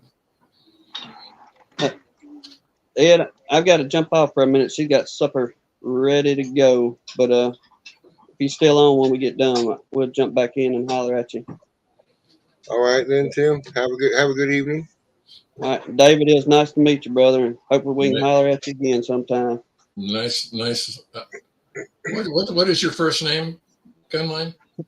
Tim, Tim. yes, sir. But we'll hopefully we'll see y'all here in just shortly. Okay. Enjoy All your right. dinner. All right. Yeah, I've thought about getting a couple long hives, but I'm a skinflint beekeeper. I make things on the cheap. I try to make them good on the cheap, but you know, sometimes you know you get what you get for how much you pay for. Yep. Yeah, I was trying to make my own frames one time, and took a big old chunk out my thumb with the table saw, trying to cut the wood down in size. Oh. But it didn't. And I still have the thumb. I mean, I still have the thumb. Just I cut right out the center of a big old chunk. Yeah. That's no good. I treat my table saw with respect. You know. Well, I was using push sticks, and one of the push sticks, the blade kicked back, and when it did, it slipped. It kept me from cutting my thumb off, that push stick. But it's right next to that stick is where it got my thumb. The blade, I was close enough to the blade when it jumped and it popped back. Yeah. So Right. I mean, I keep my hand over the what do they call that guide on the side for oh, you talking about the fence? the fence. I like to keep my hand like cupped over that where I'm just pushing with my thumb and forefinger and keeping my hand on the fence where it's not, I'm not able to be pulling the hand into the saw blade, hopefully. I mean, that's not good practice, but the push sticks are supposed to be better, but sometimes they're not. Well, you think I was cutting it down? I was doing the top rail on a for the frame, Mm-hmm. and it's 3/8 by what inch wide. The inch wide was easy to cut. when you got down to the 3/8, there's nowhere for your finger to really go. Yeah, on that. So you'd have to use a push stick, Yeah. and because that's the only thing small enough to get between that blade and that fence. So When you're doing the top bar, making your own top bars, I'm assuming is what you're saying. yeah, that's what I was doing when I cut my thumb. Yeah. Yeah. I could see that where you would be doing one, like a large size piece of wood, like a 2x4 or something, and taking off 3/8 inch slices off of that. Is that how you do it? That's exactly how I was doing it. Yeah. Uh-huh. Took a 2x4 and trimmed it down, and then started cutting it down to size. Yeah. And There was when one. you got down to the end down there, it was too close to the fence. There's one guy on YouTube. He hasn't published anything in quite a few years. That like it's the Beekeeper's Wood Shop or something like that. That I've subscribed to, and he shows how to make all those things. I said, Jeremy was saying he does everything with feather boards, so I don't have to put my fingers anywhere near it. Yeah. That's an interesting thought. Uh-huh. But it's another tool.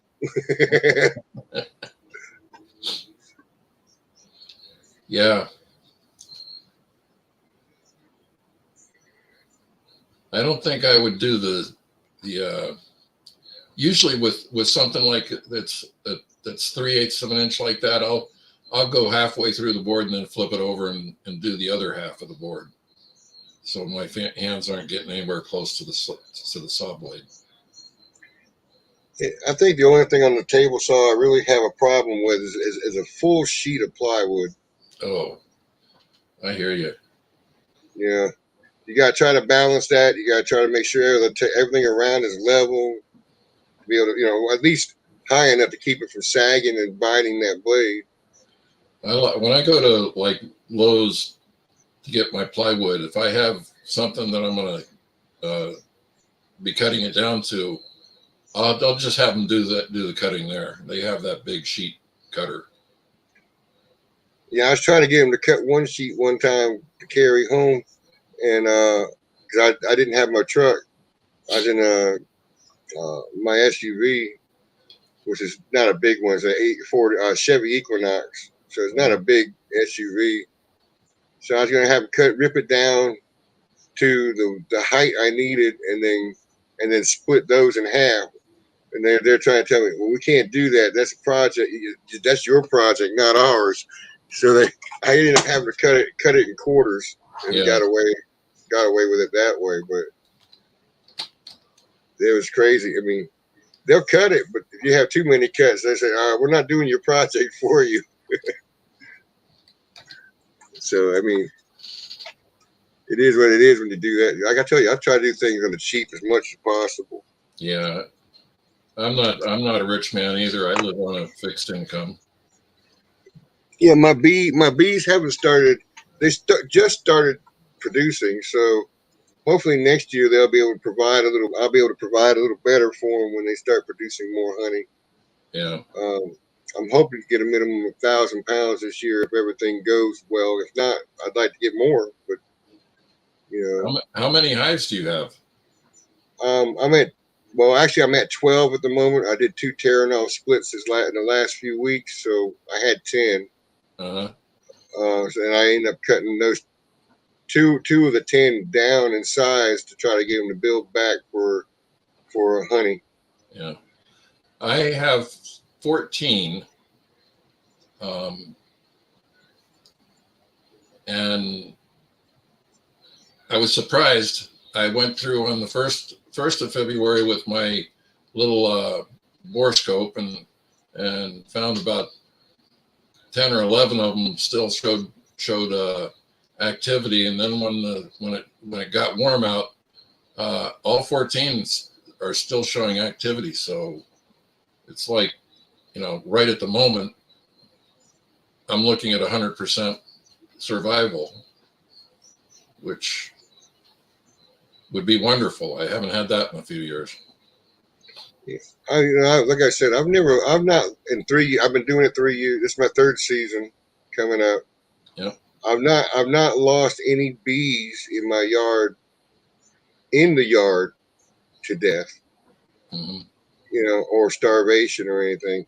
I've had 2 abscons, but if they died outside the yard, they didn't die in my yard, so it wasn't my fault. Yeah. But I think in 2 years, because the first year I got the 2 hives I started with last year. They made it through the winter, the 2 hives, and then last year I ended up getting 4 of them to produce honey after the splits and everything, and I did them in January that last year, and 4 of the well, I think I had about 7 at the time, produced honey, Right. and then the rest of them now. I mean, I end up having to split a couple more times. So DC talking about Ed Logic.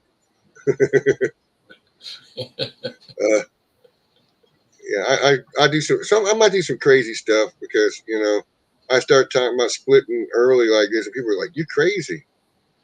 Well, the bees are overcrowded. If I don't do something now, I'm gonna have to rush to do it later. You got to be in there checking them at least once a week if you don't want swarming. Well, mid January last year, I had 12 queen cells in one hive. Yeah. And so I had to do something before I lost the hive, at least half that hive. So I started running out and doing splits. Yeah. I started in 2019. Got one nuke and split it twice. And I built the yellow long hive in the background there. And by the 1st of March, the long hive was about the only thing that had bees left in it. I had like 2 vertical hives, and 1st of March, it was like 60 degrees. So I said, okay, I'm going to go in and take a look and see how everybody's doing. And lo and behold, by the 15th of March, there was queen cells, emergency cells in the long hive. So somehow I must have rolled the queen. Huh. So I kind of joke, my first year, I came out of winter with a half a hive. It took two more months to finally get the hive queen right again. And I bought 2 nukes that year, and that was the last time I bought bees. My second year, I went into winter with 4 hives and came out with 4 hives. And then it was like the 3rd year, it was 10, and I'm getting short on my memory. I don't remember how many. Then in the winter of 23, I went into winter with 13 hives and lost 2 long hives and a vertical hive. So this year I'm looking a lot better. Another thing I can say though too about beekeeping for myself so far, is that I've never bought a single bee. Yeah. I've never bought a single bee. Now I pay to keep them. I pay to keep them. I never bought them. Yeah, every now and again I gotta go out and put about $20 bill on the landing board so that they stay. Yeah.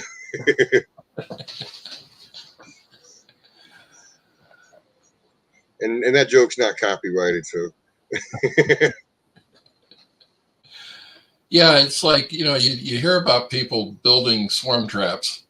So my first year, I built 3 swarm traps and didn't catch anything. I didn't have any used honeycomb. Shoot. The second year, it was like, well, swarm traps didn't succeed with anything, so I built 3 more. So I've got 3 swarm traps, and I collected 3 swarms that year.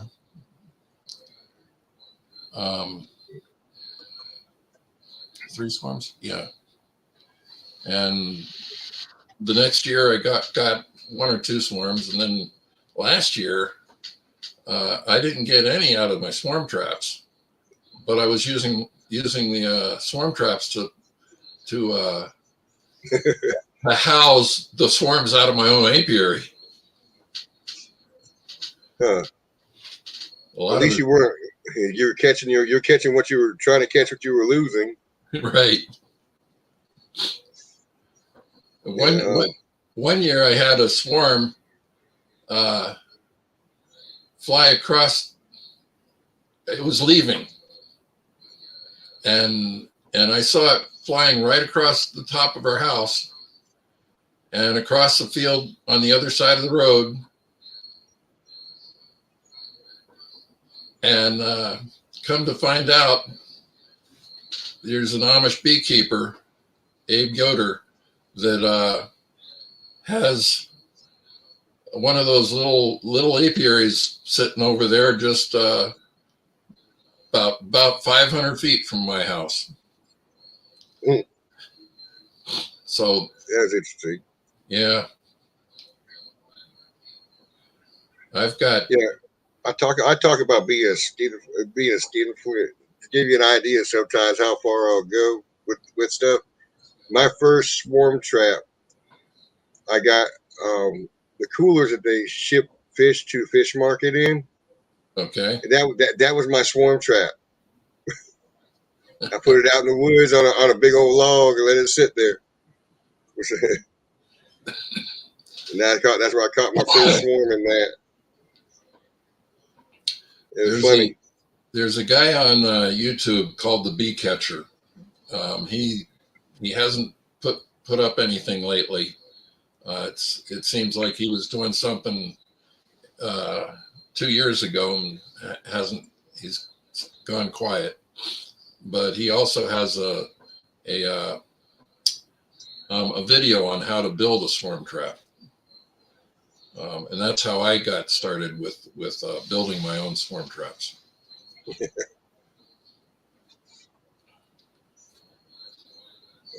So I'm trying to look and see what's going on and read the the chat too. Uh-huh.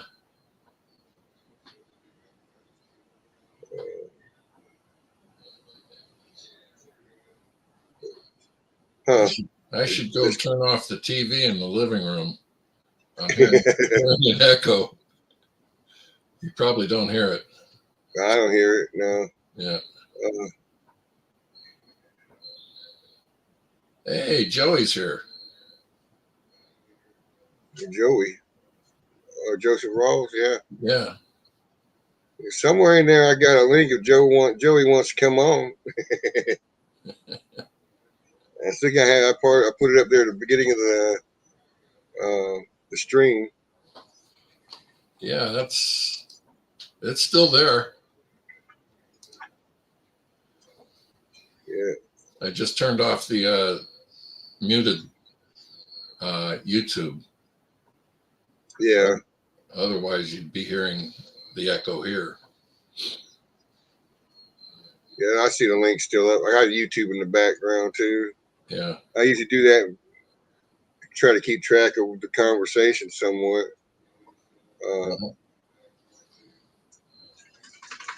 But I'm glad to see you coming on, man. Come on, visit with me.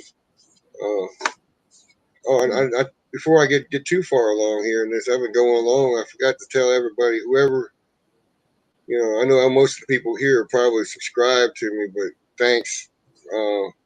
I had one video for the first video hit over 1,000, and my numbers been bumping up too, so I've appreciated that. Yeah. I'm at 622 right now in subs, so I thank everybody who's either shared out the video or actually, you know, watched my videos. So I mean, I've been working at what Tim go?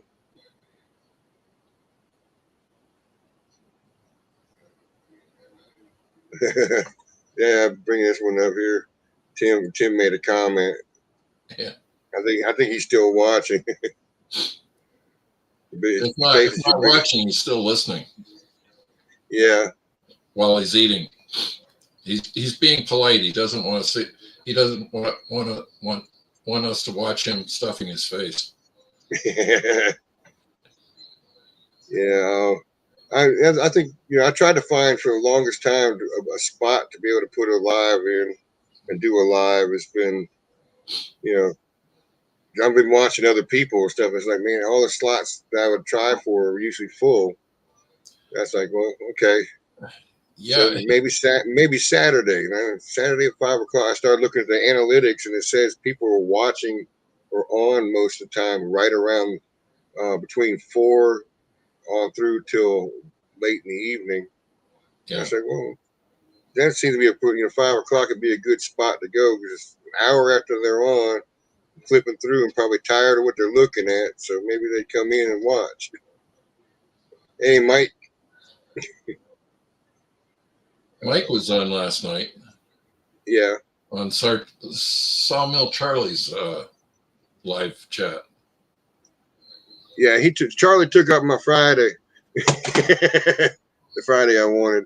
But then Grayson decided he wanted to go back on Mondays again, so I left Grayson alone for Monday. Okay. So to answer Catherine question, have I always had horizontal hives? And I only have one colony per hive, yes. I started with my first one in 2019, the year I started keeping bees. A local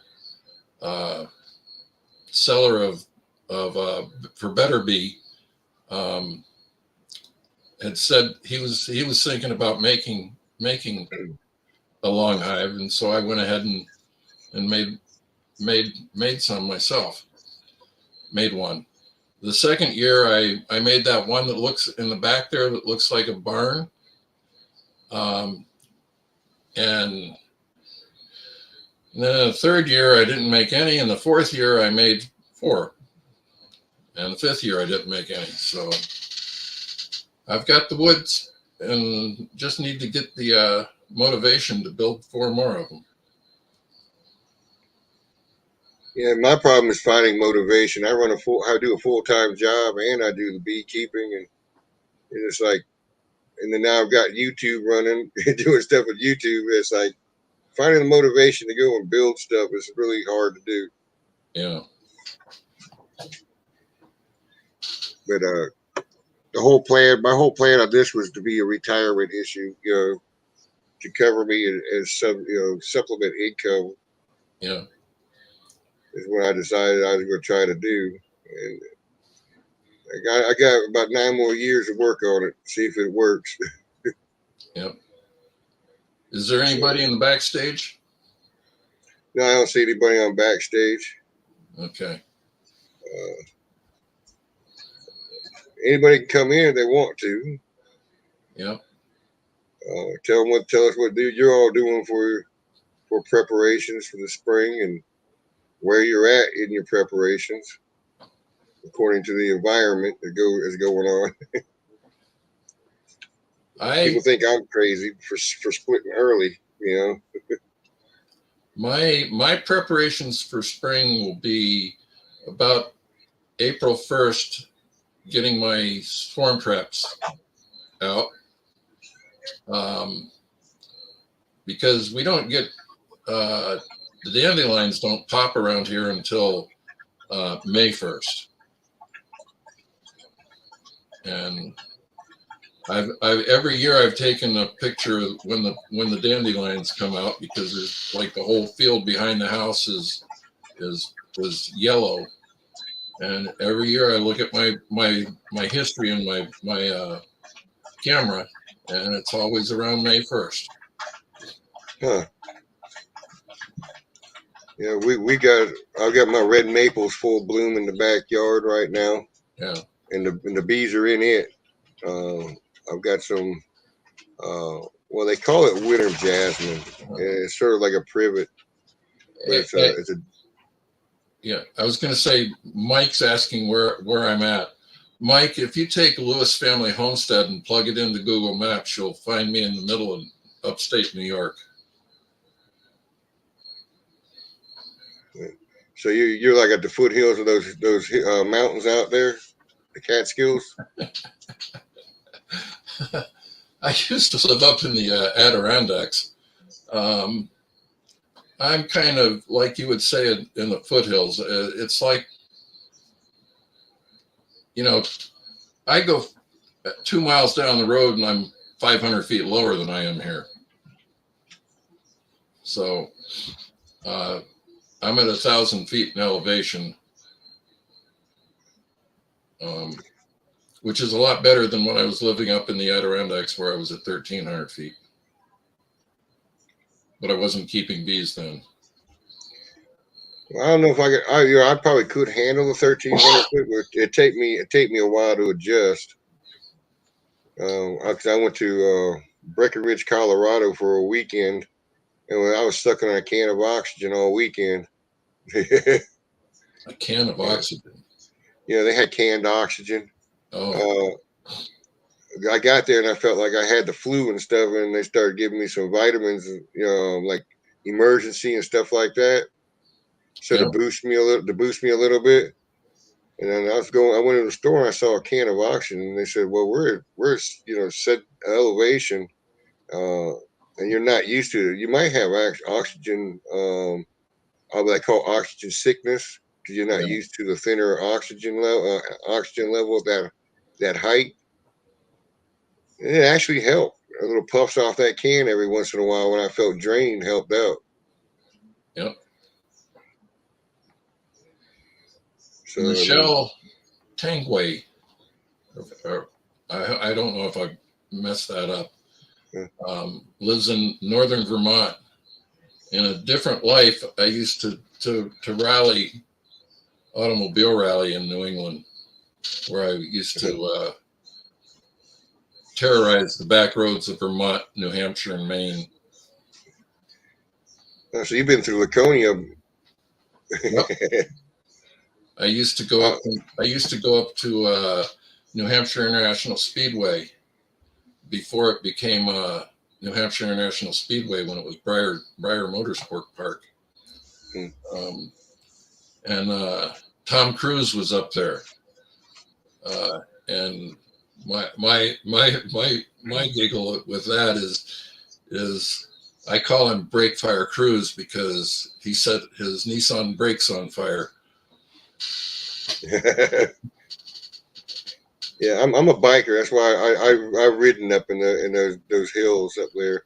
Yeah, I used to put on a rally in the summer with the Race Against Leukemia weekend that SCCA put on, where I would do a 50-mile rally around the local roads there, up around Laconia. It's a beautiful country in the fall. Yep. Well, it'd be probably beautiful when it snows too, but it's just a mess to deal with.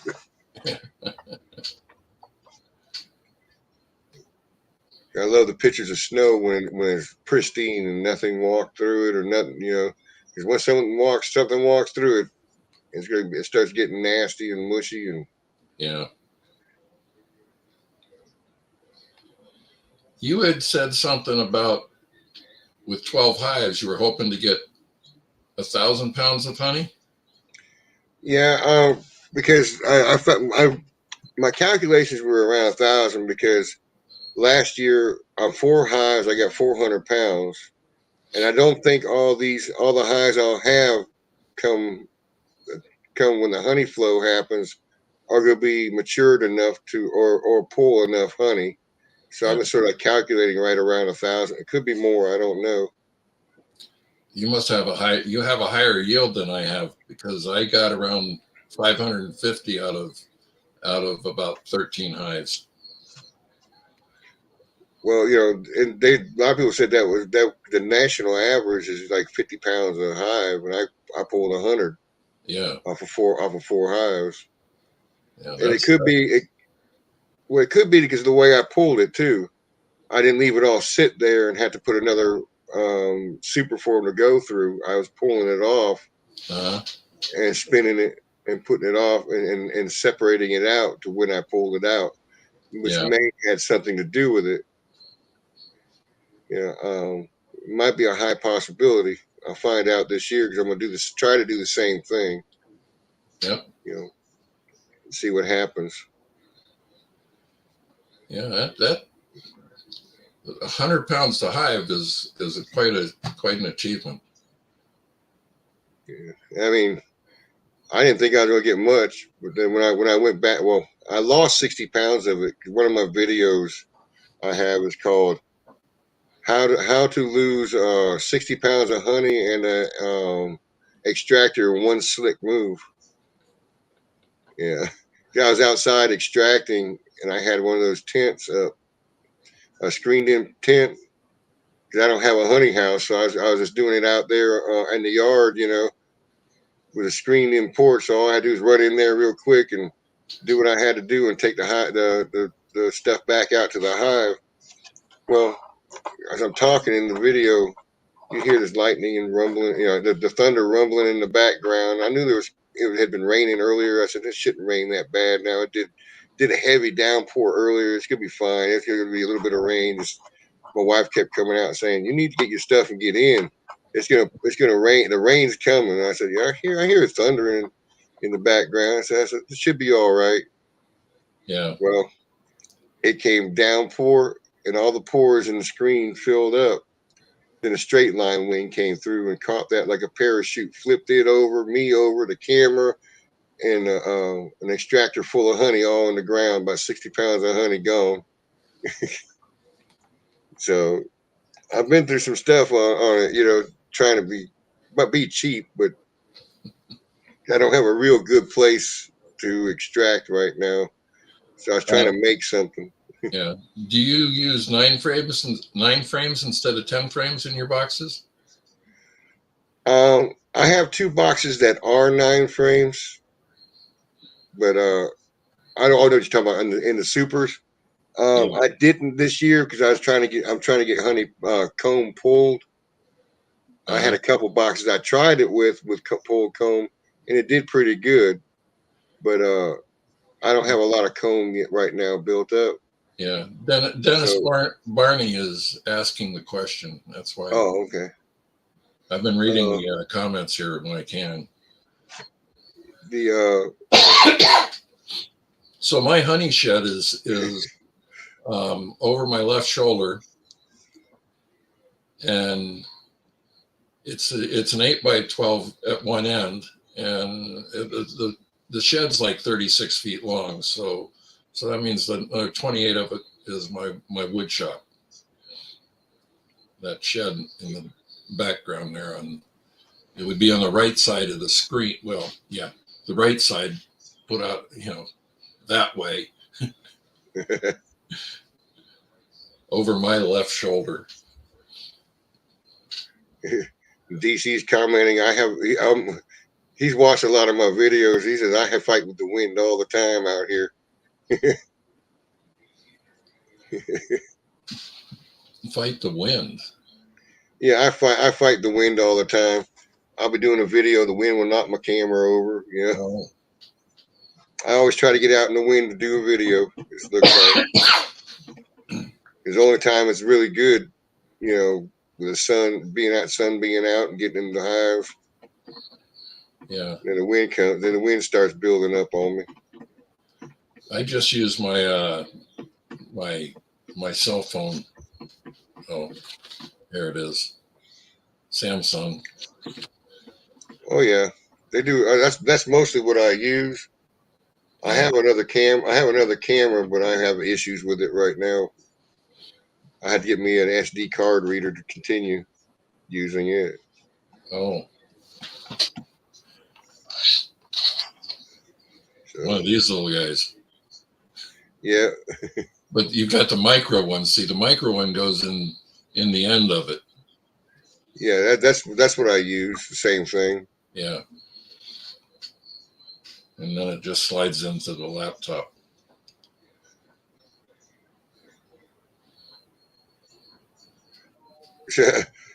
DC says, I've fallen in many a hive while watching Ed. They quit watching me while you looking at your bees, man. You don't want to be falling in your hive. And that's the thing about my videos. A lot of the videos, I don't edit them because I think in a lot of ways is that people think that when you edit it to make it look nice, it's sellable, yes. But the problem is that when you do that and you edit too much stuff out, then a new beekeeper's left with trying to figure out what was missing, or don't know that something's missing. Uh-huh. And I told that to Mr. Ed, and I also said that to Randy. I said, I got my butt handed to me the first cutout I ever did because I was trying to do it the way they do it on the video, and not realizing that they do a lot of video. And, they could be doing that cutout for maybe a day or 2 days, and it looks like they only did it in a couple hours, for the most part, and you don't know what they ran into. You don't know what issues that they dealt with. And I mentioned that to them, and I said, I love the fact you guys do the video. It's really interesting content. I said, but it's missing a lot of pieces because I'm having my butt handed to me. And Randy started laughing. He says, there's a lot of stuff goes into it. I said, yeah, there is. There's a lot of stuff goes into it. And it's like, I said, yeah. And then that's when I started noticing they started putting a lot of stuff in their video that you don't normally get to see, like mistakes and stuff like that after that point. But all mine's natural. So what you see happens. If I screw it up, I really screw it up. You see it live and in color, no Memorex. I don't know how many videos I have on YouTube, but most of them are bee related. I've been 15, 20 minutes here and there over the last 5 years, just kind of making a little bit of a history of what I've been doing. I noticed on Ricky Rourke put out a short this past week, and it had these jars, like 12 jars sitting on top of one of his long hives. And I tried that last year. Bees wouldn't draw those things out at all. So I sent him a comment, what do you do to force the bees to draw those out? It's like it's where you're building the comb inside the jar for chunk honey. Yeah, and I've seen that done too, and I'd imagine you'd probably have to put some wax in there somewhere. Oh, I did. I put some wax in the bottom of each jar, and then turned the jar over, put it on top of a hive. I think I had probably one of my swarms generated because they weren't going to have anything to do with those jars. Some people also have problems with those doggone Ross rounds too. The same reason, they don't like those. Yeah. Better. Yeah. Now, I went to Hungry Bear out in Canandaigua, part of the Finger Lakes, whatever they call themselves, to get my Ross round set up. So basically, I got them from the people that are selling them. And I got one 2 years ago and put it on the hive, and an 8-frame setup, nothing.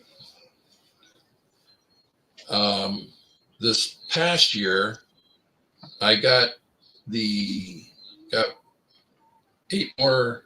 Is it 8 more? Yeah. Frames, the Ross round frames, and I got the Ceracell adapters. So you have 2 of them in a deep frame, and I put them in my long hives, and I got about a 50% yield that way. And I put that same box with the original 8 frames that I have, back on another hive, and I still didn't get it drawn out.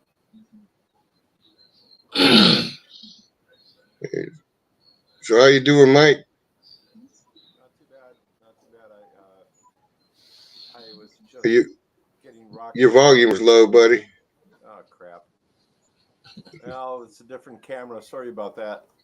There's much I can do about the bloody thing. Hang on. I hear you a little better now. Yeah. What do I have here? Let's try this desktop microphone. I think that's the same one. Huh. Okay. Well, sorry about that. Anyway. I hear you a little better now. Yeah, I'm a little bit close to the microphone. I've been losing my microphones. Or the lighting hasn't been all that good. No, Mr. Lewis, I was really just taken back because you're almost a splitting image of the friend of mine that owns the wood mill on the east side of my lake, down to the Amish beard and everything, and the plaid. So, he's a wonderful man. I've got a lot of respect for this guy. But like, oh, wait a minute. I look a little Amish, don't I? Except for the plaid shirt. Yeah, well, that kind of it's a fancier plaid than the Amish use. Now the thing is 5 years ago when I started beekeeping, I saw this wagon being drawn by 2 horses go right by in front of my house. I hadn't gotten my bees yet. And it was an Amish beekeeper. And I ran out and introduced myself. And since then, I've become an Amish Uber. So I spend a lot of time with the Amish driving them around. Oh, okay. Yeah, some of our family was doing that in Wisconsin with the Amish. We had an original horse-drawn corn binder, and we had it on one of our farms for I don't know how many decades. And when we decided to part ways with that farm, yeah, they got that thing. So it was really kind of crazy. In fact, my friend that has the mill, he actually has a horse-drawn cow manure spreader, which just well, good fun. They have those, but most of them will actually use a power unit, a diesel power unit that their horses will pull, and the manure spreader will be on the back, behind that. No kidding. Yeah. I didn't see that one coming. They probably hired someone to run the diesel part of it. No. It would be very interesting to hear how the Amish are running their bees. I assuming it's up in about the same part of New York as you're in. Well, yeah. Okay. I've got three Amish beekeepers in my community. Yeah. The Canastota community. Yeah, that's. I mean, Oh yeah, sorry, DC. I shaved it off because I was getting so much soup caught in it. Shh. Yeah, I know. But what do they do with mites? You know, and overwintering, and you know, like about a one paragraph line Well, on that. I'll give you a example here. 75% losses, treatment free. Ooh. Okay, Yeah. that's interesting. Uh-huh. Yeah.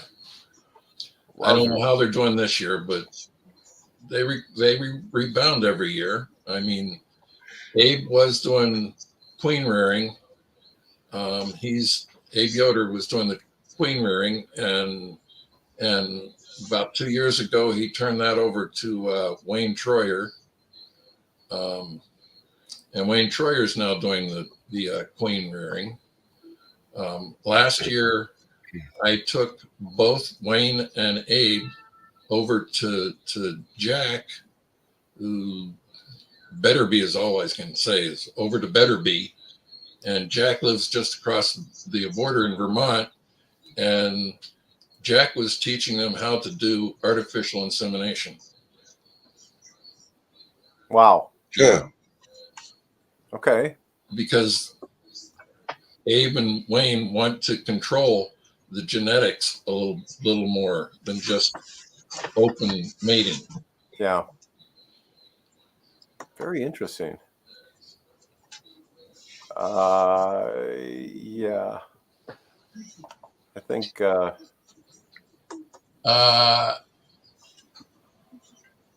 sort of went back into what we were talking about earlier. We were talking about, that most, we don't really know the true genetics of all these bees because, there is so much diversity in them. I don't know who DM is, but Wayne Troyer is not known down at the Manhole Bar. oh, he's just a spammer, whoever that is. I tried to block him. I don't have a management over this. Oh, I don't know how to block these guys either right now. Yeah, I just flagged him and reported him or whatever. But sorry, we get that on occasion. But yeah. I don't have any monitors picked out yet. Yeah. Okay. So meanwhile, back at the ranch, yeah, that barn one that you have there is really interesting. So just, I've grown up with those barns, so it's really I did that once, and it was just too much work for a roof. Oh, well, yeah. Actually, you remember the big Dutch windmills with the walking ramp around them? Yeah. Yeah. My grandpa used to build those. The miniature versions, like only 6 foot high for ornamental thing. I never had the opportunity to sit down and watch him do that. I always seem to be doing that. When the grandkids are visiting, he's going to build us. But look at those things, and they worked. Well, it spun and twisted or whatever. If we could only grind grain with it. Sorry about that. Just a little bit of fun there, but yeah, wow, that's a unique thing, and that's a beautiful area in upstate New York. There, yeah, it really is. It's I always loved it, and what I was really surprised about. You hear about Seattle getting rain all the time. Seattle gets about 40 inches of rain a year. Okay. Syracuse gets about 40 inches of rain a year. Yeah. In Syracuse, it all comes down once instead of taking 180 days to come down. There's a reason there are canals there. I got back from Syracuse after spending, I think, was 11 months there. I had to wear sunglasses for a week. It's the second cloudiest city in the contiguous United States. And I walked into that without realizing, yeah, that's crazy. Yeah, it is a good dump and a lot of good snow too. So a little bit of fun, but DC back in 70 to 72, I used to live downtown Seattle.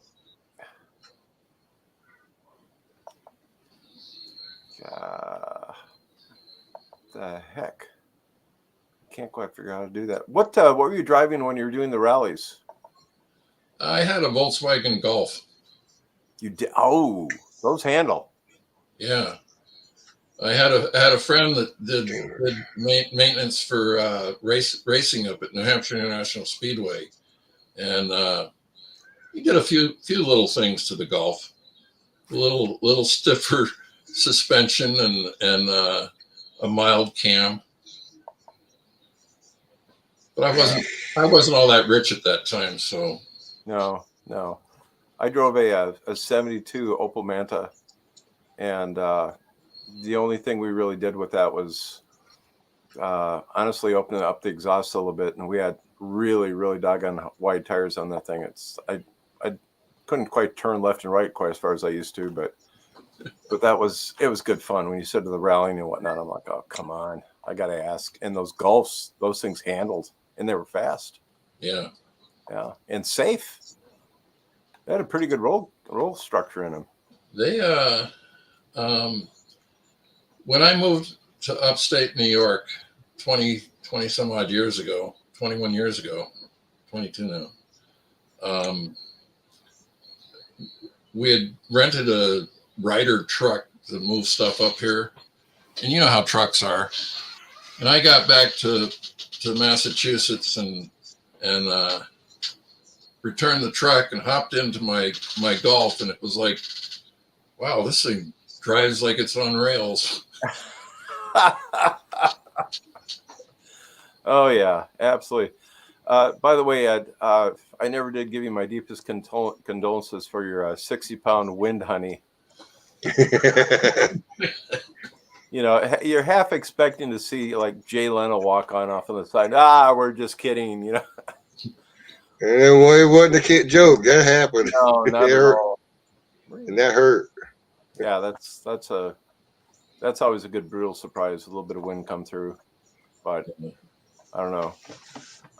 Well, I just had to sign in here and say hi to you, folk. And I told Ed that I was trying to catch his live ones, and I just happened to turn the computer on in the living room, and here he is. So, God bless you. Yeah, I'm trying to get. I'm gonna try to make it Saturdays if I can do it. Have a live on. So I mean, yeah. Well, that's wonderful. That's wonderful, and very nice to meet you face to face, David. Likewise. Yeah, just kind of missing that. The other thing, this is totally non-B, but the thing about Syracuse that really threw me, I've never seen more Art Deco buildings in any city in my life. Or, this is where it gets freaky, crows. That place is the crow capital. I've never been in a city that had more crows than that. And I actually went up in a parking ramp, stood up on top. I was waiting for a friend of mine to get off work at night. I'm like, this is right out of Alfred Hitchcock. The birds. I couldn't believe it. I used to have nightmares when I was younger because of that movie. Bruce is here. Well, maybe Bruce will come on. But in the meantime, God bless you all, and we'll catch you later. take it easy, Mike. Bye-bye. All right, man. So. Thank you.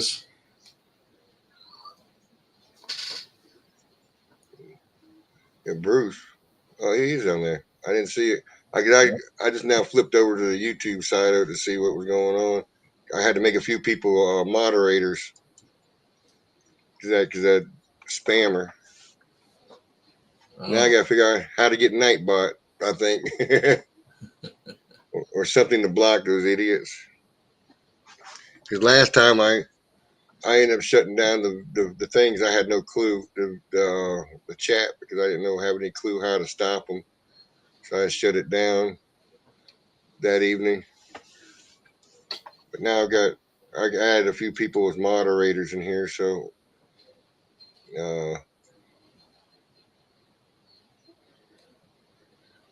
so that's why I'm just. So what are your plans? What are you planning this year as far as with your bees? I would say the same as always. Just sit back and watch them grow.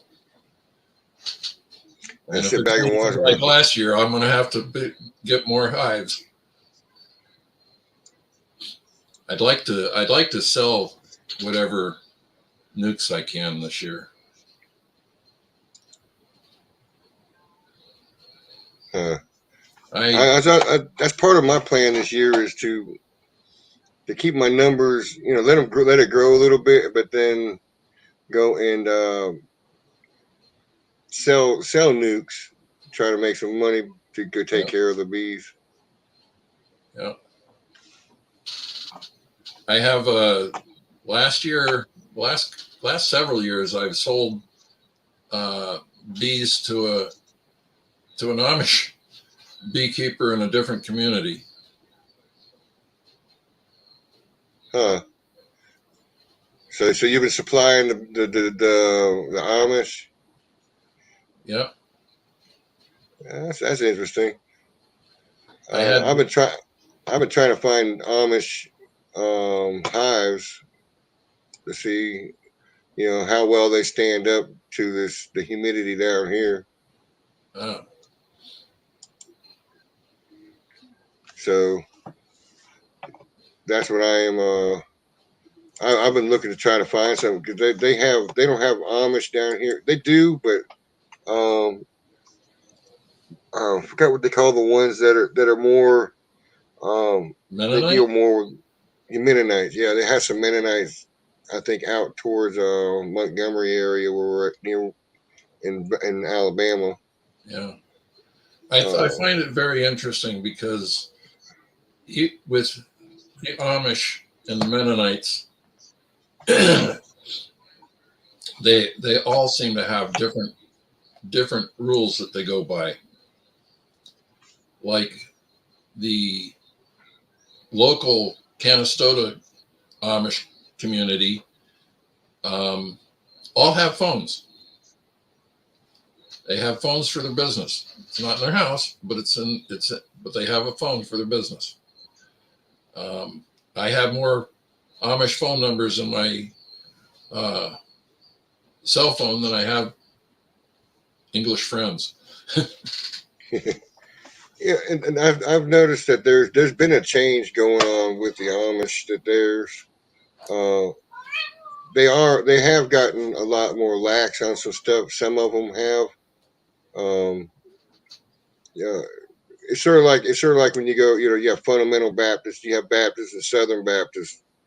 And it's just the way, and each Amish community has restrictions on things that some other communities do not. Right. I guess it's depending on how their bishop the bishop deals with it. Yeah. It's like like on their buggies, rubber wheels. In the Canastota community, it's rubber wheels. On the other side of Route 20 is the Georgetown community, and they're steel wheels. And they don't have as many phones. And to the east of me is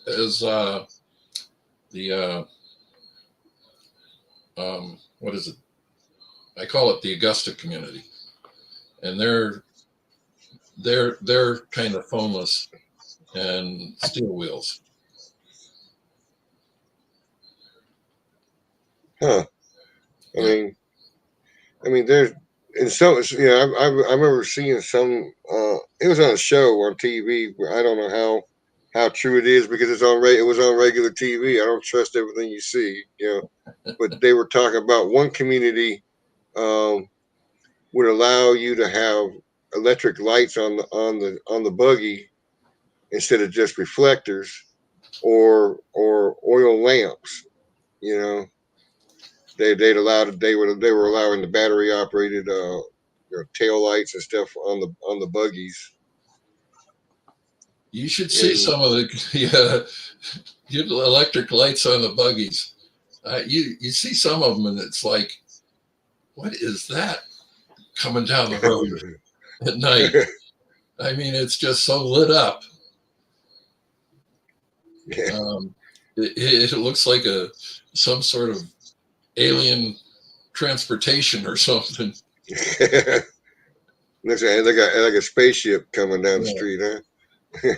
They're not connected to the grid, but I'll tell you, everybody uses either diesel generator or solar power.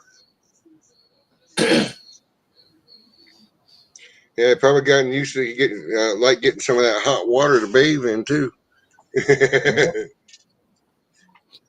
Yep. Or cook with electric instead of paying on that gas. Yeah, they just run the wood stove. I mean, that's not hard. Well, during the winter, I'd imagine that having a wood stove in the house would be great because that way it heats your house as well as you can cook dinner on it. You know? Yep. Mm-hmm.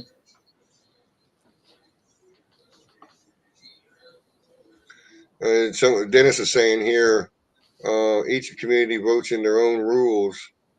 So I show a show. He saw a show about this just a couple of days ago. Yeah. Yeah. And they've always let their kids go on Rumspringa, which allows the kids to go into society to see if that's what they really want to do, is to live that way or the way that they've been living. Yeah. And I sort of understand that because that way, I grew up in such a way that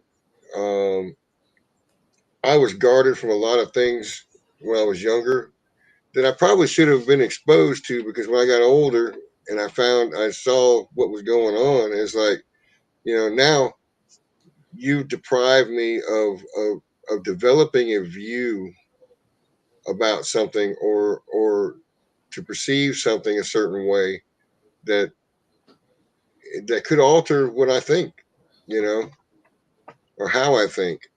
Yeah. And and if you allow somebody to be I wouldn't say immersed, but allow them to experience those things, that then now you have a better ground to make a decision how you're going to approach things, I think. Mm-hmm. And that's what made me mad about the way I grew up on a lot of things, because I was ignorant for a long time, and I got in a lot of trouble because I was ignorant, of it. The Amish that I know are, even though they've only gone through like the 8th grade, are very intelligent people, well read. In fact, I think the Amish keep better track of the news than I do.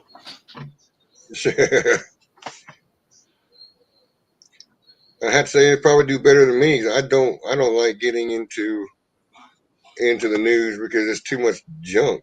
Yeah. Yeah. And we got Tim back. Tim's back. Yeah, my belly full. Yeah, Tim was still watching the show while he was eating, it looked like. Well, Hannah was doing all the typing and everything. I'm sitting here trying to stuff my face and all that. So most of the chat this evening, I've been seeing her, or she's been doing the chatting back and forth. Well, I'm glad she's playing a part in it. She's hiding her face from everybody today, though. She's saving it for Sunday. Yeah, save it for tomorrow night. She been working her tail off around this house today, trying to get caught up, and she about wore out. But, yeah, Lord willing, she'll be on tomorrow night. Yeah, I gave DC a little bit of power tonight. Hopefully he'll keep that ding-a-ling out of this. I blocked him for a while, but DC started threatening people there a minute ago. I got the power now. Yeah. Hey, Danette. Danette's in here. Yeah, that's what happened last time we were on. Last week when we were on. That's sort of the reason. Some of the reason I got off early.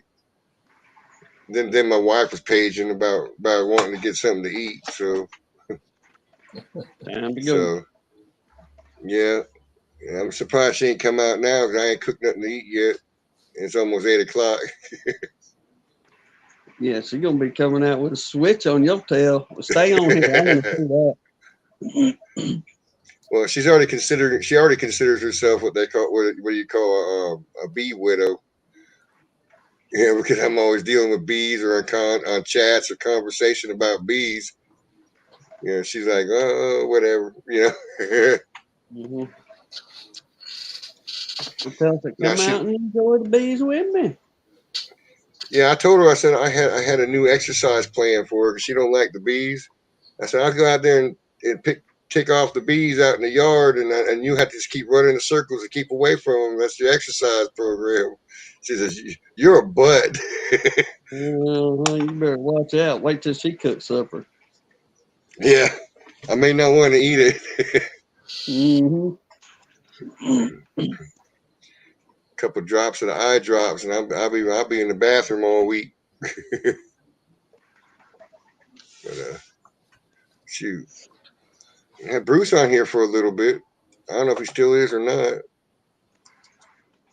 He can come Bruce's in if he Bees? wants to. Yeah, Bruce's Bees. I got you. Yeah, I didn't put that mojo on yours, Tim, moderator. So Okay. so you and your wife can kick people out too. I got to look at ours too because I noticed. I think it was you and it may have been DC. One or two of you, but I know we had put y'all in early on as far as moderators. Then we went through and started adding a few more that we see in the chats. But I think it was during our live last Sunday that one or two of you, and I know we made moderators, wasn't moderator anymore. So I don't know if it can. Okay. If you put so many in, it may kick a few out. I don't know.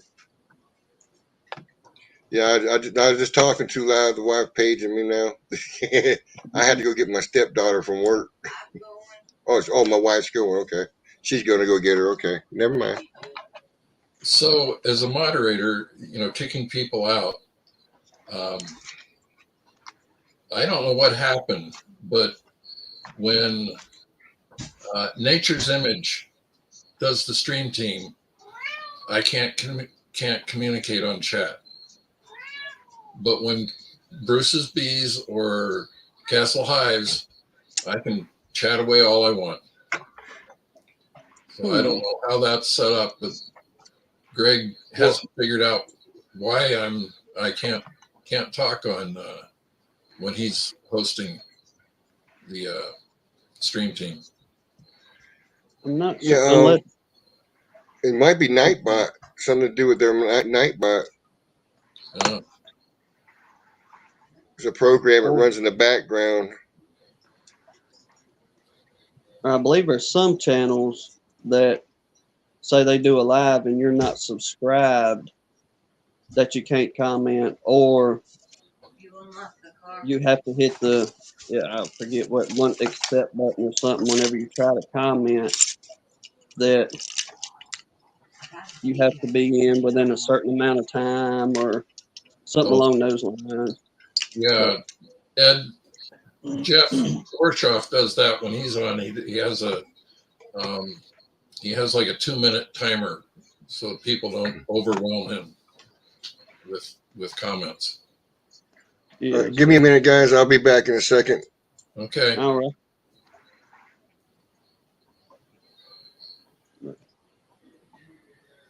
Well, Mr. Lewis, you're talking about you way up in the North Country up there in New York State. Yeah. I'm 20 miles east of Syracuse, New York. Okay. All right. How's your season typically? I mean, well, let me add a little bit to that. How long is your season typically up there? I like to think that it starts kind of in April, but it really doesn't get going until May.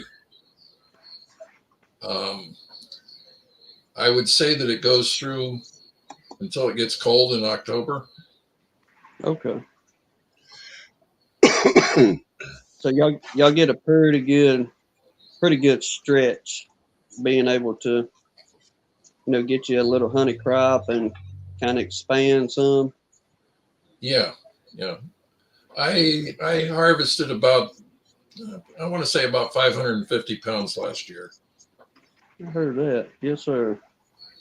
out of the 14 hives that I have. Now, on your long hives, your horizontals, we've got a couple ourselves, and we absolutely enjoy tinkering with them. Do you have yours open to just one colony to where they can go a full 20 or 30 frames, or you have several?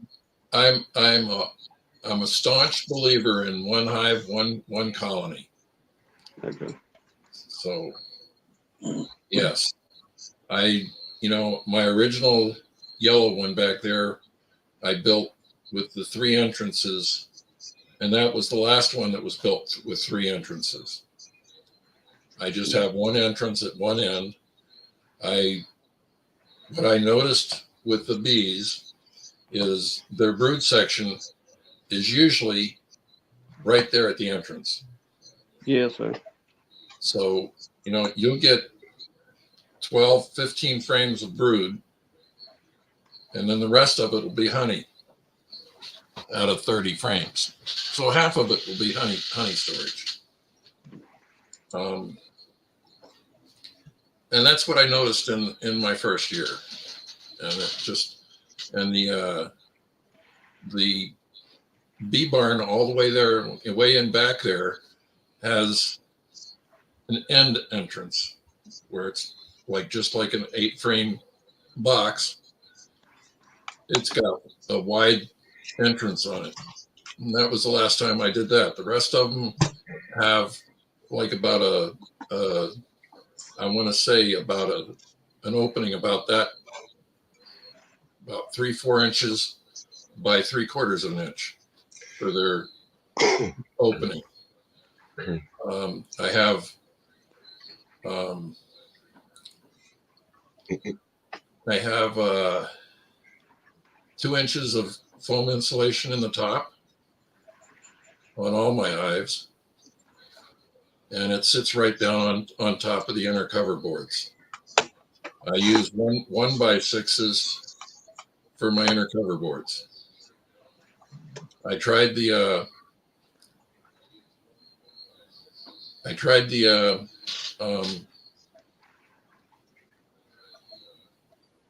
what did I try?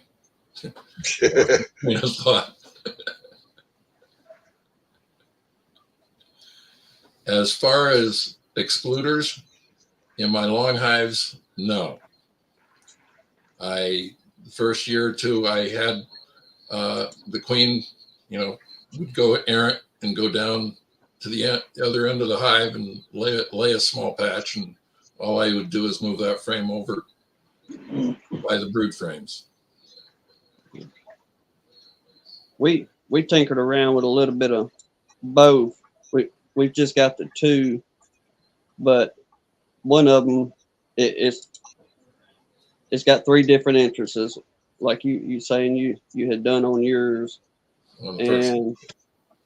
Yes, so your first one there, and we packed them out with 3 different colonies. Well, they done phenomenal in there. I mean, it just we've got some pictures of them, but whenever they was doing very well, and at nighttime after everybody come home, you couldn't see the front of that wood grain or anything on the front of that box where everybody was just hanging out. Now, we never had problems with drifting, any issues like that, but the other one, we had give her 20 frames, and she, like you talking about, that brood chamber was right there by the entrance on every single one of them. And we called ourselves going to help them out in our summer heat, if you will. Mhm.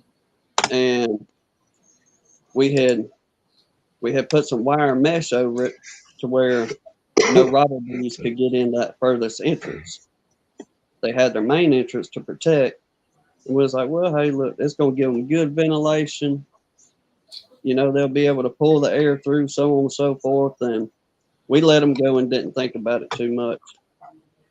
And I don't know, a month or two rolls by, and my wife and I, Hannah, we just so happened to look down at that wire mesh one day. And brother, and our entrance is about the same as what you talking about, you know, 3 or 4 inches long, 3/4 high. They propolized what we thought we was helping them with. From end to end, from top to bottom, they completely sealed that thing off and said, hey, y'all don't help us out any. We got this. So we just, y'all know better than we do. Get after it. Yeah, I would put ventilation holes in the inner cover boards, and I've stopped doing that because the bees just propolize them solid. You put ventilation in number 8 hardware cloth, and it's like, why, if they're not going to use it, why give it to them? Somebody asked how many frames do the long hives hold?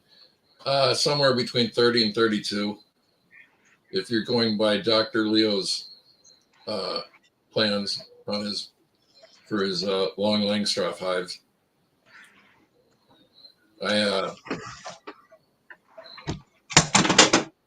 My first one, I went very strictly by his plans, with the legs on the end, and it just felt like, you know, this isn't stable. So I put the legs on the sides, and it just seems to give it that little 3 inches more width. To me, it feels just more stable. You were talking about where the brood puts they put the brood near the opening. Yeah, I've noticed on some of the boxes I built with the bottom boards, I'll build a it's probably about 3 to 4 inches long, the whole entrance. It's reduced. The rest of it's automatically reduced when they go on that board, and I put one on one side, one on the other side, and that's where they have the brood, right there near the entrance. Yep. I don't do ventilation underneath either. It's just a solid bottom board. If you think about it, what do they have in a tree cavity? They don't have ventilation except for one entrance usually. That's something DC always says too.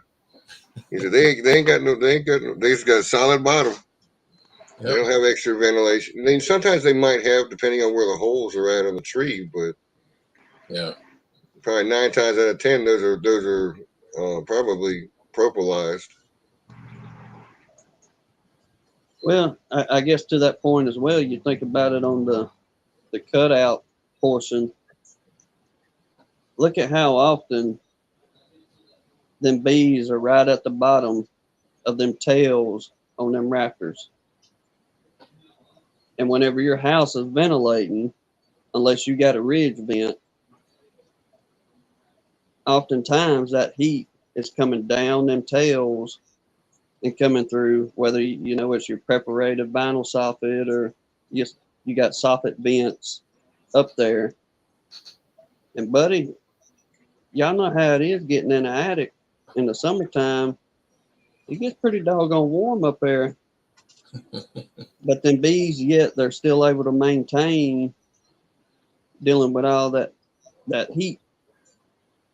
But I guess in our mind, you know, hey, it's hot, open a window, turn the air on, those kind of things in our world. But you also, if you notice, sometimes in those rafters, they'll start drawing one way, and then you'll see them where you'll have they'll curve it around like it's a damper from going to a certain part of the brood hive or the brood, and the honey stays beyond that. They'll start making a different pattern to sort of like act as a shield. I think that's what they're doing, is that they're redirecting that extra heat from away from that brood so they can maintain that brood at a certain temperature. I've always Yeah. wondered about the wild, feral hives that are built in buildings, of the the orientation of the comb. There are they is it oriented, north, south, east, west? North, south, it seems like it would be oriented with the, what do they call those lines, energy lines of the planet? Oh, the ley lines. The ley lines, yeah. Because bees are affected by the ley lines. Do they build their comb that way also? It's a question that I've had. If you look at all my hives are lined up on a north-south orientation for my frames inside.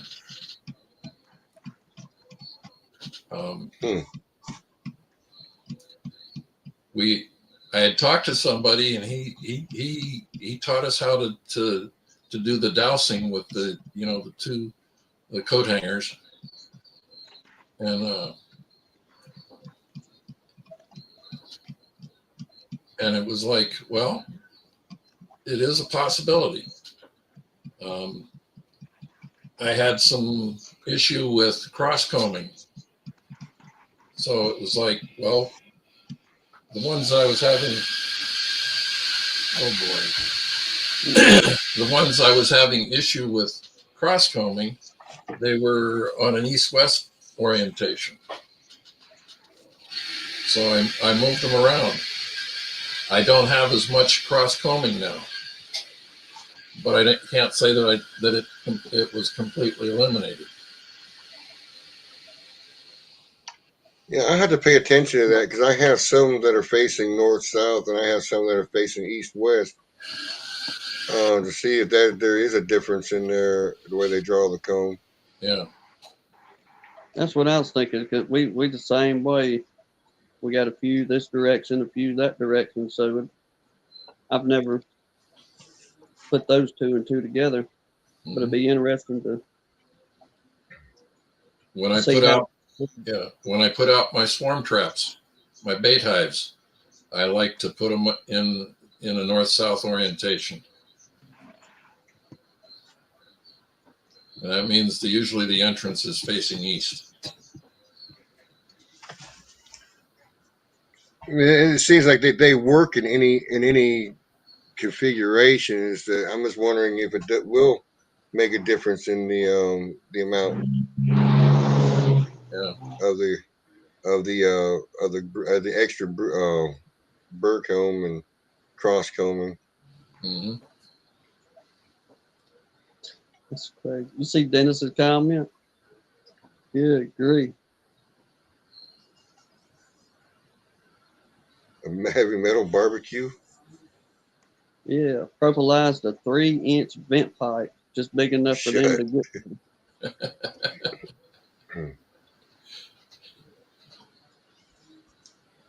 Huh. Yeah, Keith showed up. Half tracks is here. Yeah, we're 3 hours into it. He shows up. Actually, I think this is the longest live I've done so far. I don't know if I'll pull Sawmill Charlie 5 hours. his first live stream was 5 hours. I think it was. Hey, but Gunline holds the record, bud. 6 hours, 44 minutes, and some change. That's a whole day of work. It was, and then well, technically it was our first official live, I guess we done, because we went live for a few minutes outside. And Ed, I think you was on there with us that day. One of the first times we ever went live, and Buddy had just turned into, well, we've been going 3 hours. Let's see if we can go 4. And everybody started coming in. Lord, we had Dirt Rooster and all kind of folks jumping in, and it went in almost 7 hours. We was like, look, I ain't got nothing else I can talk about with bees, y'all. We, we spent, but maybe somebody will beat it one day, and we talked about we was yakking with somebody about making a trophy or something like that, and just passing the trophy around. Whoever's got the longest live. You see what Lee put up there? Ed, go for the 7 hours. There you go. What time is it probably now? That'd be 1 o'clock. 1 a.m. I'll be starting to hit the Pacific Coast time, people. Then you probably want rapping. Yeah. Get a fresh team in. That's how you do that, Ed. Yeah. Yeah. Yeah. So, I mean, it's been interesting tonight. I mean, trying to do some prep up for Friday. Yeah. So, because we'd be on Mrs. T with T, Miss doing T her with- live. Yeah. We've I think enjoyed you and listening. Well, I think it's been you, DC, and myself. I think we've been sharing what goes on in the bee community a little bit with these people. They're starting to ask questions. So maybe We'll see. open up to see if it opens up to something else. Yeah, thinking Sarah's Happy Hives is going to be in there with us too, I believe. Yeah, that's right. Sarah was too. Yeah, that's right. Sarah's been in them. So they're talking. She made a message saying about my expertise. I said, I'm thinking to myself, I'm not an expert at nothing. Lord, no, we can tell you what not to do if you want to know that. Yeah. My definition, it's not mine. I picked it up a long time ago. Expert. You break the word down, you have X and spurt.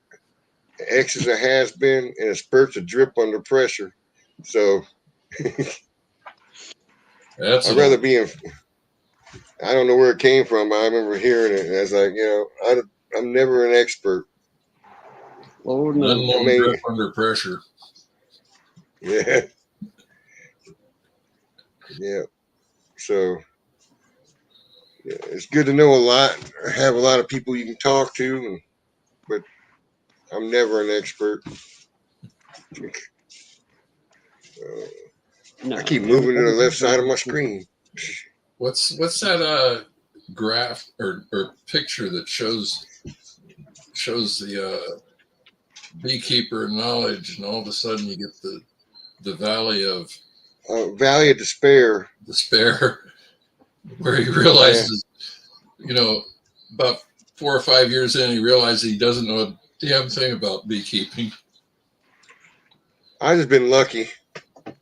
That's all I'm saying about it.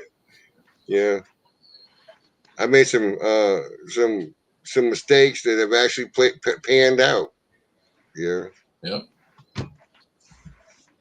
I don't know everything. I mean, I don't think any of us know everything about bees. Mm-hmm. I don't care how much you know. We don't know everything about them because they'll come up with something else you ain't even thought about. Well, the way I look at it is, and we mentioned this a while back, but we get into that bee journal, and they come out with that thing in 1860s, 1870s, whenever it was, but 160 plus years ago, well, and beyond that as well, folks still pretty much had the same questions and still trying to remedy the same issues, except for the hive beetles and the mites. The old timers back then, they had to deal with the wax moths, and they had their little remedies for doing all that mess. But for the most part, they're still trying to figure out how to properly feed the bees, how to maintain a good, healthy colony, whether it was from disease or just trying to get them built up. And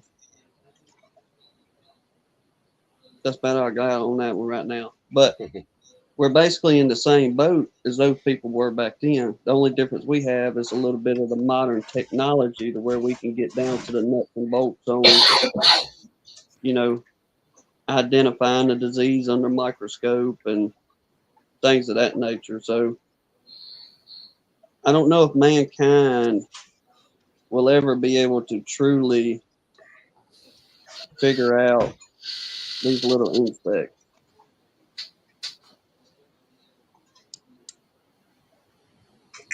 Well, you think about it too, is that, back when you're talking about in the 1800s, well, shoot, probably up into the 40s, 1940s, I'd lay odds that there was more families, more places. 'Cause we were an agrarian society at one point, and we moved away from that, and more families had beehives. Where farming had beehives, and you know who mostly took care of them bees were the kids. That was their job. They were the ones that tended to the bees mostly, you know. And just about every family, I say just about, but most folks had a colony of bees, whether it was one or 10 out there. A good majority of the folks was tending the bees. But nowadays it's like a rare thing. If you tell somebody, oh hey, like when me and Hannah talk to folks about beekeeping, it's just like something they've never heard before, or oh wow, you're a beekeeper, and we're like, well, yeah, I guess so, but Jerry Hayes in Bee Culture, this month's Bee Culture, said something like there's about 115 to 125,000 beekeepers in the United States. And if you think about that, there was about 3,500 beekeepers at Nabi. That means about 2% or greater of all beekeepers in the United States went to Nabi.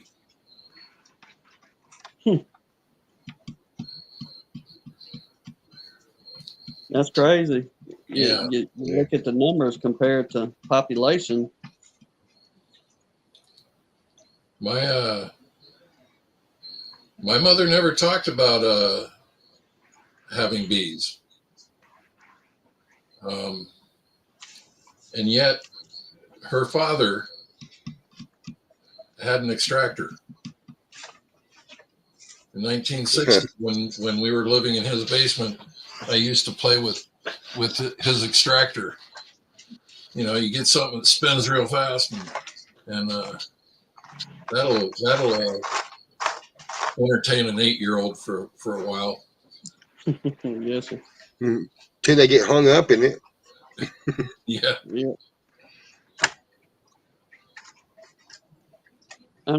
I guess it's because we're so spoiled to everything being right there with us now. In this day of time, you can just go down to the grocery store, pick you up your honey. You ain't got to fool with all the mess and processing and dealing with all that. But back then, well, I mean, you go back from, let's say 1950s and back, it was hard to go to a grocery store and get you some stuff. Even hearing my mom and daddy talk about, a dime being a lot of money back then. Oh yeah. We look at that now and going, a dime, but that got their milk and bread. but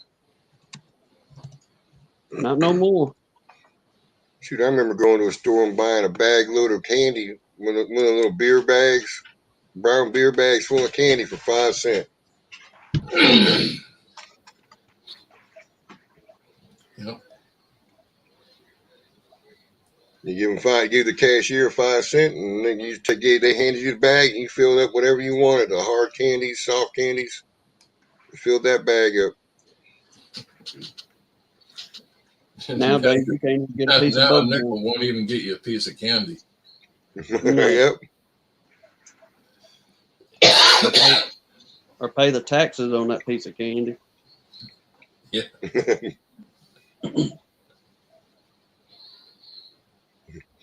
Sarah says, I remember hearing penny candy.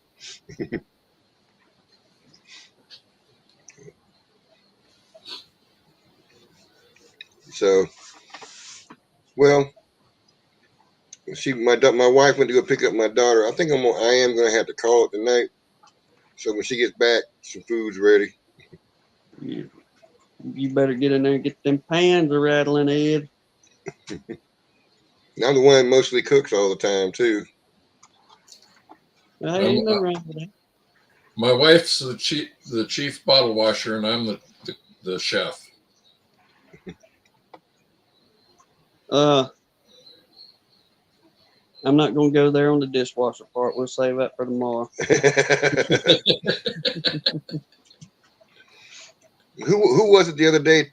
Tim was trying to get you to tear apart. Oh, it was Ricky from Horizontal Hives was trying to get you to tear apart your microwave to go and make that pattern on the wood. Well, I would probably have that tendency to do so, but man, we got a real good deal on that thing about a year ago, so I'm not going to tear that one up. But if I can find me one that somebody's throwing away that still cranks up and goes, I may try that. Now I just thought it was funny. He's getting you to try. He was talking to you about tearing one up, and you ain't got the dishwasher yet in the house. There's another hole dug, right? Well, I've kind of. Well, she probably get me on this tomorrow, but I wouldn't say I've kind of filled the hole in, but I eased a little bit of dirt off in there to start because we had bought what's that thing? Espresso machine to make some fancy coffees, and she done got me hooked on them jokers, and she was like, "Well, I was kind of hesitant about asking, getting on one of them things because the prices of them." And I said, "Look, hey, I'm okay with spending this amount on it. That ain't no big deal." And she's like, "Well, we can get a good one for that price. That ain't no problem." And buddy, she took it and she was gone with it. Before you knew it, I say within 36 hours, we had one of them babies ordered. So I'm kind of hoping that bought me a little bit of time on doing my proper shopping on them dishwashers, make sure we get the right thing and all that good stuff. But yeah, she'll have her one here for too long here in the future. Then since y'all held me to the dishwasher part, y'all gonna have to hold her to the video part.